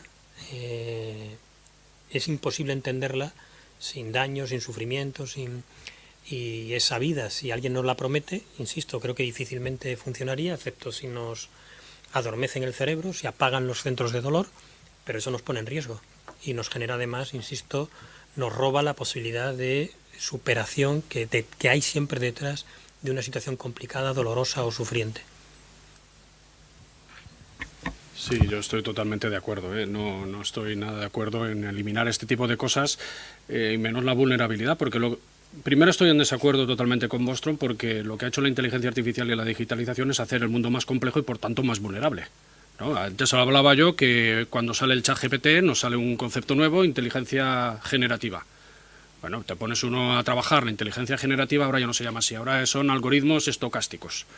Pues vamos a estudiar qué son los algoritmos estocásticos, aproximación, analítica, bueno, 1000 historias, ¿no? Cada vez más complejo y no nos da tiempo ni aprenderse un concepto porque nos sale uno nuevo. Se hace el mundo mucho más complejo y por tanto más vulnerable. Pero estoy de acuerdo con Juan Pedro porque, por ejemplo, una conferencia que dio el año pasado nuestro querido Enrique Bonete, que es uno de los referentes en filosofía moral de este país, catedrático de ética y política en la Universidad de Salamanca, él nos dio aquella conferencia y nos decía, es que eso nos hace muy humanos. Es decir, la gente cuando ve al más vulnerable piensa benevolentemente. Pero hay más, es que no hay que ser solo benevolente, sino beneficiente. No solo pensar que te gustaría hacerle el bien, sino hacerlo. Y eso nos hace muy humanos. Si no hay vulnerabilidad en el mundo, esa parte de la humanidad, ¿no?, de la cual también habla de la Cortina en su Ética Cordial, desaparece. Y por tanto, no sé qué ser humano estamos creando si quitamos la vulnerabilidad. Somos vulnerables. Como dice Diego Gracia, ¿no?, el ser humano es el animal más desastre cuando nace. No hay ningún animal con un sistema inmunológico, eso dice él, yo no soy médico, tan nefasto como el del ser humano. Necesitamos a los demás, somos muy vulnerables, ¿no? Si no somos vulnerables, ya no somos beneficientes, ya no queremos el bien para los demás y ya no lo hacemos. Por tanto, perdemos mucha humanidad ahí. Bueno, muchas gracias a los dos por las presentaciones y enhorabuena, fueron muy interesantes. Tengo dos preguntas, una en la provocación más que una pregunta. Lo que dijo el profesor Núñez, que habló todo el tiempo de eso de los chips, etcétera. Y yo son como, siempre para repetir que soy viejo, yo son como 15 años, 20 años que escucho Bostrom y Saburescu que dicen esas cosas de chip y vamos a cambiar y nunca llega, ¿no? Es un poco como cuando yo era pequeño que veía los dibujos animados que decían en el futuro vamos a tener los coches que van a volar, o sea, todos se imaginan la ciudad del futuro y estamos aquí todavía atrapados en el tráfico, o sea, hoy en día no. Y se había invertido mucho también en tecnología, me parece que es más bien una especulación muy futurista esta, ¿no? O que va a, finalmente a afectar a muy pocos. No sé si eso del transhumanismo, claro que sirve siempre mucho para abrir el debate sobre temas, pero ¿son de verdad esos temas los temas sobre los que tenemos que reflexionar o son temas muy futurísticos que finalmente no van a afectar a la humanidad? Y lo otro con respecto a lo que decía el profesor Calvo, me parece muy interesante el tema de la responsabilidad. No tanto el tema de la responsabilidad de la máquina y la brújula moral, eso del experimento de Howard, de Moral Machine, que bueno, eso... Hay una respuesta, por cierto, muy buena de John Harris sobre esto, diciendo están tratando de buscar la moralidad común, pero la verdad que hacen una encuesta y eso es. El problema es nuestra responsabilidad con respecto, efectivamente, por ejemplo, a los robots cirujanos, ¿no? Cuando el robot cirujano se equivoca y entonces mata, en Estados Unidos en 10 años 140 muertes entre 2005 y 2014. ¿De quién es la responsabilidad ahí?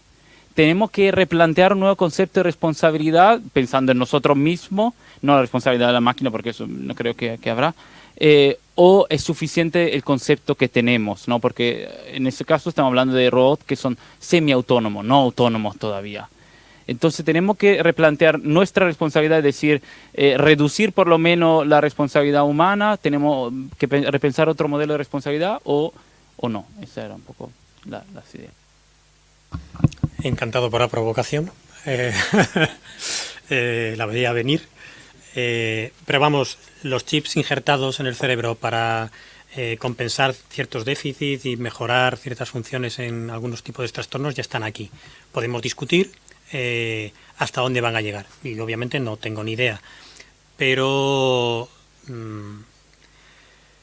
más allá de los avances tecnológicos, con independencia de la potencia o la cantidad de sistemas y cuántos seres humanos vamos a integrar o no ese tipo de artefactos en qué espacio de tiempo, al menos debemos considerar el hecho de que somos, desgraciadamente, perdonad que lo diga así, no somos una sociedad ética, no somos una sociedad moral, no somos ni siquiera una sociedad emocional, somos una sociedad de mercado.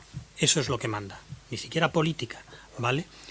Y las empresas que hay detrás de estos sistemas están invirtiendo mucho, por eso es una de las razones por las que avanza la inteligencia artificial, porque cada producto que sale al mercado, si tiene éxito, lo compramos todos, ¿de acuerdo? Entonces, la posibilidad de que esas inversiones mercantilmente o empresarialmente interesadas en algún momento dado encuentren con la fórmula que haga que en cuestión de apenas unos años un montón de individuos hayamos adquirido esos sistemas de fácil implantación, de poco riesgo y de gran potencia funcional, descartarla al menos a mí me resulta ingenuo, con independencia de que pueda ocurrir o no pueda ocurrir, y todavía no han llegado los coches voladores y a lo mejor de momento los chips solo son para situaciones de déficits de algún tipo y quién sabe, a lo mejor se quedan ahí durante décadas. Pero la inversión que se está haciendo no busca eso, no busca solo llegar al enfermo. El mercado lo que busca es llegar a la población general, porque ahí es donde está el negocio. Luego, que no lo consigan en algún momento, de repente iPhone salió al mercado y se lo comió. Dio con la tecla, dio con la marca, dio con la estética, dio con... Igual que Windows, los primeros ordenadores había que saberse los comandos para programarlos, para que, claro, de repente pincho aquí, pincho allá y tengo toda la funcionalidad que antes tenía que aprenderme y manejar y programar. Entonces, podría ocurrir fácilmente, porque el dinero se está invirtiendo. Esa sería la respuesta. Bueno, mi respuesta es no hay que tocar la responsabilidad, está muy trabajada y ahora mismo no hay nada que nos indique que haya que cambiarla. Por ejemplo, tenemos un estudio, un paper que hizo Luciano Floridi hace ya unos cuantos años, creo que fue el 14 o algo así, decía que había una responsabilidad compartida. Las máquinas eran agentes morales, igual que le habíamos dado una agencia moral a las empresas y que, por tanto, hay una responsabilidad entre el diseñador del algoritmo, el que lo aplica, y la máquina. Bueno, a mí esto me parece peor que la pregunta que le has hecho, ¿no? De, ¿esto es ciencia ficción? Pues esto también es ciencia ficción. Cuando hablamos de responsabilidad estamos hablando de un agente moral. Solo son responsables quienes tienen libertad. Responsabilidad significa que respondemos de lo que se espera de nosotros y de nosotras. Y para eso, para esperar que respondamos así, tenemos que ser libres. Nadie que vea a un perro que le muerde a un niño le dice, usted, este perro es inmoral. Eso es te encierran a la cárcel, dice, este no está bien de la cabeza. Bueno, no, es que ha sido inmoral porque le ha mordido a una niña. No, al perro le pueden hacer lo que quieran, pero nadie le llamará inmoral. Porque no tiene libertad, porque a lo mejor lo ha mordido porque le han enseñado a morder a quien entrara en casa. Y cuando tiene ganas de comer, come y a lo mejor se está comiendo la comida del otro perro. Entonces dice, qué inmoral que eres, estás robando. Bueno, a nadie se le ocurre decir estas cosas. Una inteligencia artificial no es responsable porque no tiene libertad. Libertad significa en el ser humano que sabiendo lo que está bien hacemos el mal. Y sabiendo lo que está mal, hacemos el bien. Somos libres, tanto para hacer el bien como para hacer el mal. Las máquinas no son libres. Por tanto, no hablemos de responsabilidad, al menos eso es lo que yo creo, ¿eh? A lo mejor lo digo así y podemos discutirlo, ¿eh? Ahora, los argumentos que da Floridi no me parecen nada convincentes. No se ha demostrado que las máquinas sean libres. Tienen un código fuente y actúan conforme a ese código fuente, pero libertad viene, o la libertad que estamos hablando hoy mucho aquí es el concepto de autonomía. Y el concepto de autonomía kantiano significa darse uno sus propias leyes, autolegislarse. Y eso significa que yo tengo que pensar en los universales y aplicármelos, guiarme por ellos, pero lo hago yo, desde la autonomía, desde la libertad que tengo. Cuantas más leyes me dé, menos tendrá que legislar el gobierno. Si no hay asesinatos en España, ¿para qué queremos una ley que castigue el asesinato? Al final desaparece. Igual que desapareció pues la ley de pernada, por decir algo, que nadie piensa en eso. Oye, imaginen que aparece en un cajón en España una ley de pernada, pues dice, pero esto está obsoleto, esto no va a ningún sitio, no puede ser. Pues lo mismo. Por tanto, esa libertad no lo tienen las máquinas, desde mi punto de vista, ¿eh? Yo hablo así muy vehementemente, pero no, yo al menos yo no lo veo. Muy bien, muchas gracias. Allá al fondo de la sala hay Sí. una pregunta. ¿Se me oye? Vale. Contestando un poco a lo de si son tecnologías, bueno, hipotéticos demasiado catastrofistas y si es demasiado futurístico y eso, realmente yo quería decir que la forma que adapte la inteligencia artificial da igual siempre y cuando tengamos una mentalidad de que el aprendizaje y nuestra independencia sea realmente, sobre todo con el aprendizaje, algo que se adquiere. No algo que se trabaja y que sea un proceso que sobre todo luego facilita que tú aprendas más, que es algo que sabemos mucho, por ejemplo, de la reserva cognitiva de ancianos. O sea, tú cuanto más has aprendido, cuanto más has leído, cuantos más idiomas has trabajado para aprender, más conservas tu intelecto a lo largo del tiempo. Entonces, si toda esta información se nos da, sea con ChatGPT o lo que sea, al fin y al cabo lo que estamos haciendo es pues trabajar muy poco el intelecto. Y lo vemos en las universidades, o sea, muchos compañeros que también dices, o sea, que el sistema de educación fomenta esta mentalidad porque al fin y al cabo es sobre la nota y no sobre el proceso en sí. Pero si tienes siempre la respuesta, nunca vas a trabajar tu intelecto como profesional, en mi caso es psicología, filosofía. Completamente de acuerdo, si ese es el problema. Todo lo que de nuestras funciones sea sustituido por un sistema artificial, el riesgo es que atrofia la función original, ya está. No. Y has hecho muy bien en poner a los estudiantes como ejemplo. El problema en la universidad del ChatGPT es que estamos locos tratando de averiguar si el que nos ha hecho el trabajo es el individuo o el sistema. Y porque lo fácil vende, lo fácil lo compramos. No, eso es a lo que no podemos engañarnos. Esa forma parte de una tendencia universal. También hay que decir que sí que es verdad que yo veo muy normal que los alumnos hagan esto, no porque sean jóvenes o un poco caraduras o lo que sea, sino porque sí que es verdad que es lo que fomenta el sistema educativo.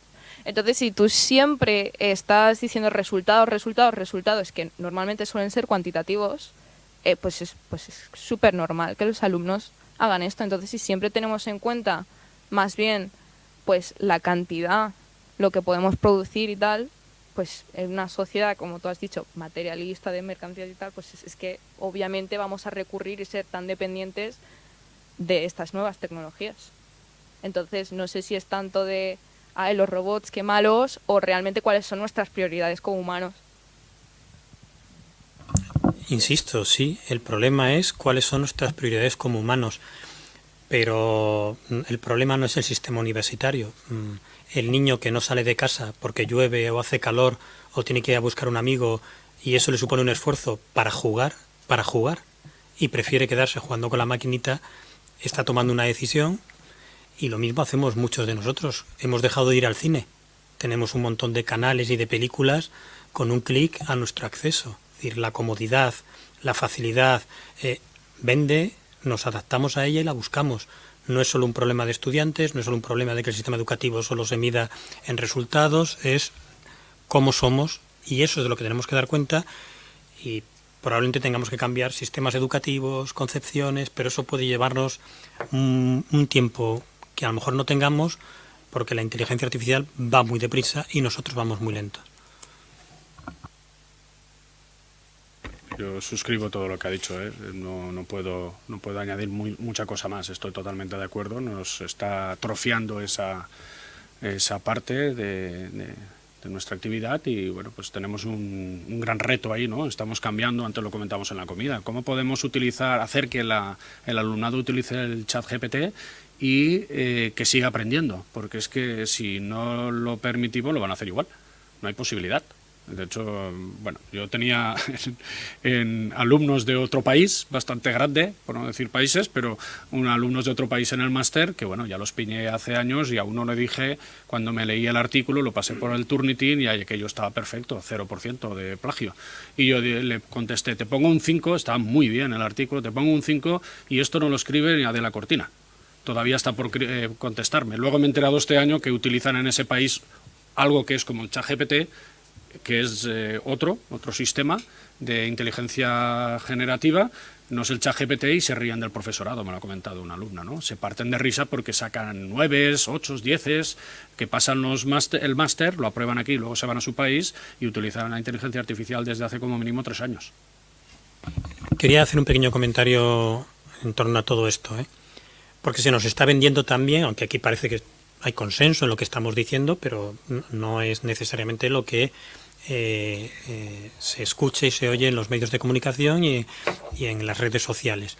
Se nos está vendiendo que no tenemos que preocuparnos tanto por el desarrollo de las distintas aplicaciones de inteligencia artificial, porque a fin de cuentas es como todo el desarrollo de otro tipo de herramientas que ha tenido la humanidad. Pero no es comparable. Las otras herramientas nos han librado de trabajo físico para que pudiéramos desarrollar precisamente el trabajo intelectual y las relaciones sociales. En cambio, estas herramientas nos están sustituyendo en el trabajo intelectual y en las relaciones sociales. Y me estaba acordando cuando oía a Patrici. Yo gané un pequeño concurso en mi clase en cuarto de GB en velocidad haciendo raíces cuadradas. Yo no sé hacer ahora raíces cuadradas, tengo bastantes dudas porque lo que hago es apretar un botón. Esa es la habilidad que he desarrollado con la calculadora, apretar botones. Los niños, qué bueno es llevar las tablets al colegio. Desarrollan mover el dedito en una pantalla. Es lo que están desarrollando. No nos engañemos. No es verdad que estas herramientas vayan a desarrollar otras habilidades maravillosas, al menos necesariamente. La condición de necesidad es la que claramente quiero descartar. Puede que sí, pero necesariamente no, porque claramente sustituyen justo aquello para lo que nos liberaron las máquinas del pasado. Ya está. Hay otra cosa, a colación de lo que decías, ¿no? Que me estaba recordando el principio transhumanista y poshumanista, ¿no? De aquello que es tecnológicamente posible es moralmente exigible, ¿no? Y esto te lleva a ver la inteligencia artificial como que hay que hacerlo. Si podemos hacerlo, hay que hacerlo. Y la pregunta que hay que hacerse es, ¿para qué? ¿Para qué queremos máquinas autónomas? No sé, yo lo he preguntado y nadie me sabe contestar. ¿Para qué queremos una máquina autónoma? ¿Para que tome decisiones por nosotros? ¿Por qué? No las queremos, yo estoy convencido de eso. Nadie quiere una máquina que se pueda cabrear con nosotros, que pueda desobedecernos, que haga una huelga. No, eso no va a ocurrir. El mercado manda y eso no lo vamos a comprar. Tendrán otras competencias, esas yo creo que no. Por supuesto, por supuesto.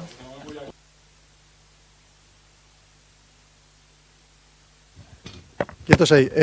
Bueno, ya sabéis que hay artículos recientes que dicen que el uso de dispositivos digitales en la escuela es problemático. Los niños son más tontos. No, es verdad. Aprenden menos, entienden menos lo que leen, recuerdan menos. Y hay una presión para que volvamos a manejar papel, boli y leer libros de negro sobre blanco. No sé si lo sabéis, pero leerlo. Hace unos años eran algunos artículos aislados y todos los demonizaban como estos son enemigos del progreso. Pero cada vez hay más. Y a medida que se hacen estudios más fiables, confirmamos que la tecnología, en muchos casos, no siempre, atrofia. Y el niño que está frente a una Play o frente a una tablet está muy callado, y eso le interesa mucho a sus padres, pero está dejando de hacer lo que debe, que es moverse, interaccionar con el ambiente, desarrollar su sistema vestibular y interaccionar con otras personas. Y esto es una atrofia.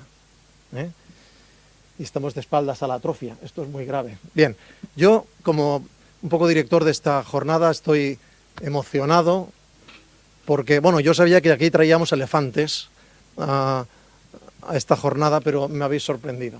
Han sido unas presentaciones verdaderamente fantásticas, de un nivel muy alto. Yo me gustaría tener acceso a vuestras presentaciones porque son una delicia, ¿no? Y la profundidad, y luego lo que os comentaba un poco en la comida, se ve que detrás de vuestras palabras forzosamente breves hay una amplia y extendida experiencia y trabajo de estudio, y esto se nota cuando oyes hablar a alguien. Y como un poco clausura de esta jornada, para mí ha sido verdaderamente maravilloso, estoy muy agradecido a todos vosotros, de verdad. Quiero decir 4 ideas, un poco de las intervenciones fundamentales que habéis tenido en esta sesión. La primera, me quedaría, Alberto Carrara, me quedaría con una frase tuya que me ha impactado, ¿no? La estructura más compleja del universo. Citabas a alguien, ¿no? La estructura más compleja del universo es el cerebro humano. La estructura más compleja del organismo, no. La estructura más compleja del universo, ¿no? Interesante, ¿no?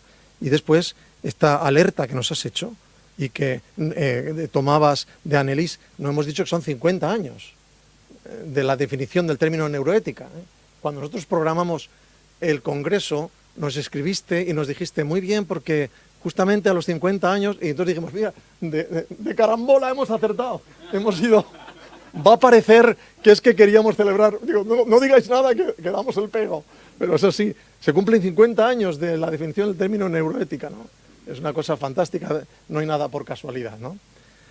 Y luego Alberto nos advertía frente las alertas frente a las pseudomejoras cognitivas y las intervenciones en el desarrollo que Annelies denunció en su día y que seguimos encontrándonos con ellas.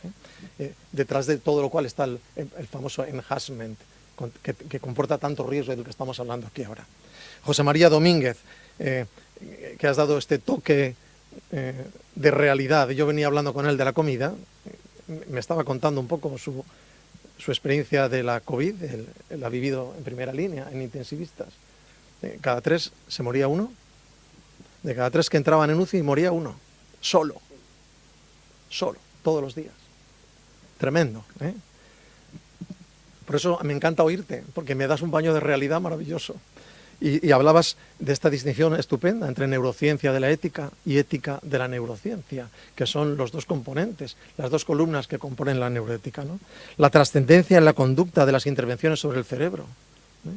Cómo somos muy capaces de modificar las conductas, ¿no? La definición de la muerte, toda esta frontera difusa, pero que a la vez hemos de definir sobre dónde termina la vida, o qué es la vida y dónde comienza la muerte, ¿no? Bien. Luca nos ha hablado de la neuroprotección. Luego, cuando acabe diréis, este tío no se ha enterado de nada, no ha dicho lo más importante. Se ha dejado lo más importante, ¿no? Pero bueno, hago lo que puedo. Nos has introducido, que después a continuación Roberto ha terminado con esta introducción sobre la neuroprotección, ¿no? Pero Luca ha marcado su acento. Estamos sobrevalorando las posibilidades de la inteligencia artificial, del avance,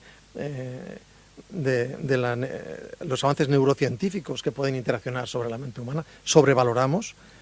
Y luego has hecho esta esta afirmación interesante, identificar la vulnerabilidad como propia y definitoria del individuo, ¿no? Hemos de saber muy bien cuál es la vulnerabilidad que hemos de corregir y cuál es la que no podemos corregir. Y lo que tenemos que hacer es incorporarla y aceptarla, ¿no? Roberto Andor, bueno, has dicho una cosa muy interesante, Luca. Esta propuesta de Yuste que hablaba del juramento tecnocrático, me quedo con esto, ya no el juramento hipocrático, que dice hacer bien, nunca matar al paciente, etcétera, sino el juramento tecnocrático, que viene a ser un poco lo mismo. Interesante esta idea. Roberto Andor, has profundizado sobre los conceptos de privacidad e integridad, es decir, leer el cerebro o escribir sobre el cerebro. Este está el dilema de la necesidad de regulación. Dice, ¿está en riesgo el último refugio de nuestra libertad? ¿Has afirmado? Cuando es posible reescribir nuestro cerebro, o borrar en nuestro cerebro, o leer lo que hay en nuestro cerebro. Ya no es que te pregunten y tú digas lo que quieras, que decíais, bueno, es que conocen mi perfil en Facebook, en redes. No se trata de esto, se trata de que sepan lo que hay sin que tú lo digas, ¿no? Esto es muy interesante. Por lo tanto, está en riesgo el último refugio de nuestra libertad y, por lo tanto, cuando hablamos de derechos en neurociencias, hablaríamos de nuestra libertad cognitiva, nuestra privacidad mental, nuestra integridad mental y nuestra identidad personal, que son los bienes que hay que proteger, ¿no?, con estos derechos. Por último, he hecho mi trabajo, Juan Pedro, bueno, es que habéis dicho tantísimas cosas, esto está grabado, luego lo podemos saborear poco a poco, y además hemos hecho entrevistas a los ponentes, que también vamos a ir publicando en internet, así que todo este contenido lo podéis ir saboreando, después estará en internet y además encontraréis entrevistas con cada uno de los ponentes sobre los temas de su ponencia, que después tienen muchísimas lecturas en nuestro observatorio y en nuestra web. Así que lo tendréis todo y lo podéis utilizar también en vuestra actividad, Juan Pedro dice, ¿podremos resistir a la oferta del enhancement? ¿Dónde está Juan Pedro? Juan Pedro. Es que son las 6, ya me está pitando el bat. Juan Pedro, ¿podremos resistir a la propuesta del enhancement? O sea, ¿le daremos Concerta al niño para que saque mejores notas cuando el niño no tiene ninguna necesidad de Concerta? ¿Será esto? Este progreso no libera al ser humano de sus angustias. Me ha interesado mucho esta frase. La angustia existencial, las grandes preguntas, el sentido de la vida. Este progreso no libera a estas necesidades profundas del ser humano. Has hablado de los dioses con pies de barro, que pueden ser el producto de estos avances, ¿no? El enhancement puede suponer una dependencia absoluta de la máquina, del sistema. Has hablado de adicción tecnológica, que ya la tenemos. Están entrando más adictos tecnológicos a los centros de deshabituación que adictos a tóxicos. Esto es así. Y luego has acuñado un término muy interesante, la toxicidad funcional. La toxicidad funcional, derivada muchas veces de la hiperestimulación tóxica. Nuestro cerebro no está diseñado para soportar la intensidad de estímulos a los que nos estamos sometiendo. Todos. Pero mucho menos capacitado está el cerebro de los niños, de los cerebros inmaduros, que tienen una sobreestimulación, que es al revés, como decía ya comentabais en la primera ponencia. Al contrario de hiperdesarrollar, lo que hace es atrofiar. El hiperestímulo atrofia las conexiones neuronales, esto lo sabemos, es la respuesta del cerebro. El cerebro responde al hiperestímulo con una atrofia en la sinapsis, ¿no? Bien, y otras derivadas como son la injusticia social, la virtualidad, la falta de crecimiento personal, el retraso en la madurez, la incapacidad para tomar decisiones, etcétera, etcétera. No comprendemos lo que somos y hemos empezado a dejar de ser lo que somos. Bien, y por último, Patrici. Patrici, me ha sorprendido muchísimo porque esto da para casi un máster lo que nos has hecho aquí. O sea, esto te lo programas y es un fin de semana con tu sesión, Bien, has empezado recordáis, con la mitología. Yo no sabía que la inteligencia artificial y la robótica tenían tanto tiempo, la mitología. Pero hay algo que quiero subrayar de tu intervención. Fundamentalmente, el concepto de algoritmización. algoritmo. El algoritmo, como estructuras que nos sujetan y dan respuestas cerradas al ingreso de estímulos, el algoritmo. Y además el algoritmo tiene la culpa. Siempre la culpa es del algoritmo, ¿no? Entonces es como un deshacerse de responsabilidad. Ya no tengo que elegir, ahora decide el algoritmo. Yo trabajo en un laboratorio y tenemos algoritmos. Entonces hay cosas que se pueden hacer o cosas que no se pueden hacer. Hay cosas que tienes que rechazar. Depende de qué, del algoritmo. ¿Y el algoritmo cómo se calcula? Metiendo una serie de datos y te dice lo que tienes o no tienes que hacer. Esto es terrible, ¿no? Tiene ventajas también. Sí, se maneja bien, pero tiene muchos riesgos, ¿no? Después el aprendizaje moral. ¿Puede la máquina, esto es un tema que nos preocupa a todos, ¿puede la máquina hacer un aprendizaje moral? ¿No? Es la película del robot que se rebela contra su creador, ¿no? Que todos tememos. ¿Tendremos ordenadores que se rebelen contra nosotros? ¿No? Parece que no, ¿no? Entonces la selección evolutiva, el refuerzo, el feedback, la asociación de realidad y valores morales, el andamiaje del que hablabas, son procedimientos que se proponen para este aprendizaje moral, pero que se muestran insuficientes para dotar de moralidad a la máquina, porque al final siempre llegamos al mismo punto de partida, que moralidad no se concibe sin libertad. Y la libertad, lo siento mucho, pero es humana. Es humana. La libertad es exclusivamente humana, aunque no sepamos bien definirla, pero sabemos que es humana. Muy bien. Los resultados de estos intentos, desde luego, digo, de moralizar la máquina, son siempre inmorales, decías, y faltos de libertad. Bien, perdonadme si me dejo cosas importantes, pero aquí hay tanto que ahora hay que empezar a releerlo, madurarlo, revisionarlo, y yo creo que ha sido algo muy interesante, creo que ha valido la pena que os hayáis venido de Zúrich, que os hayáis venido de Valladolid, que os hayáis venido de todas las partes, de Sevilla, o tú de Valladolid. ¿De dónde más? De Sevilla, de Castellón, de Roma, porque uno a veces dice, y a estos señores les voy a molestar que se vengan hasta aquí. Ha valido la pena del todo, ¿eh? Así que gracias de corazón, ¿de acuerdo? Gracias a todos. Clausuramos la jornada. Buenas tardes a todos.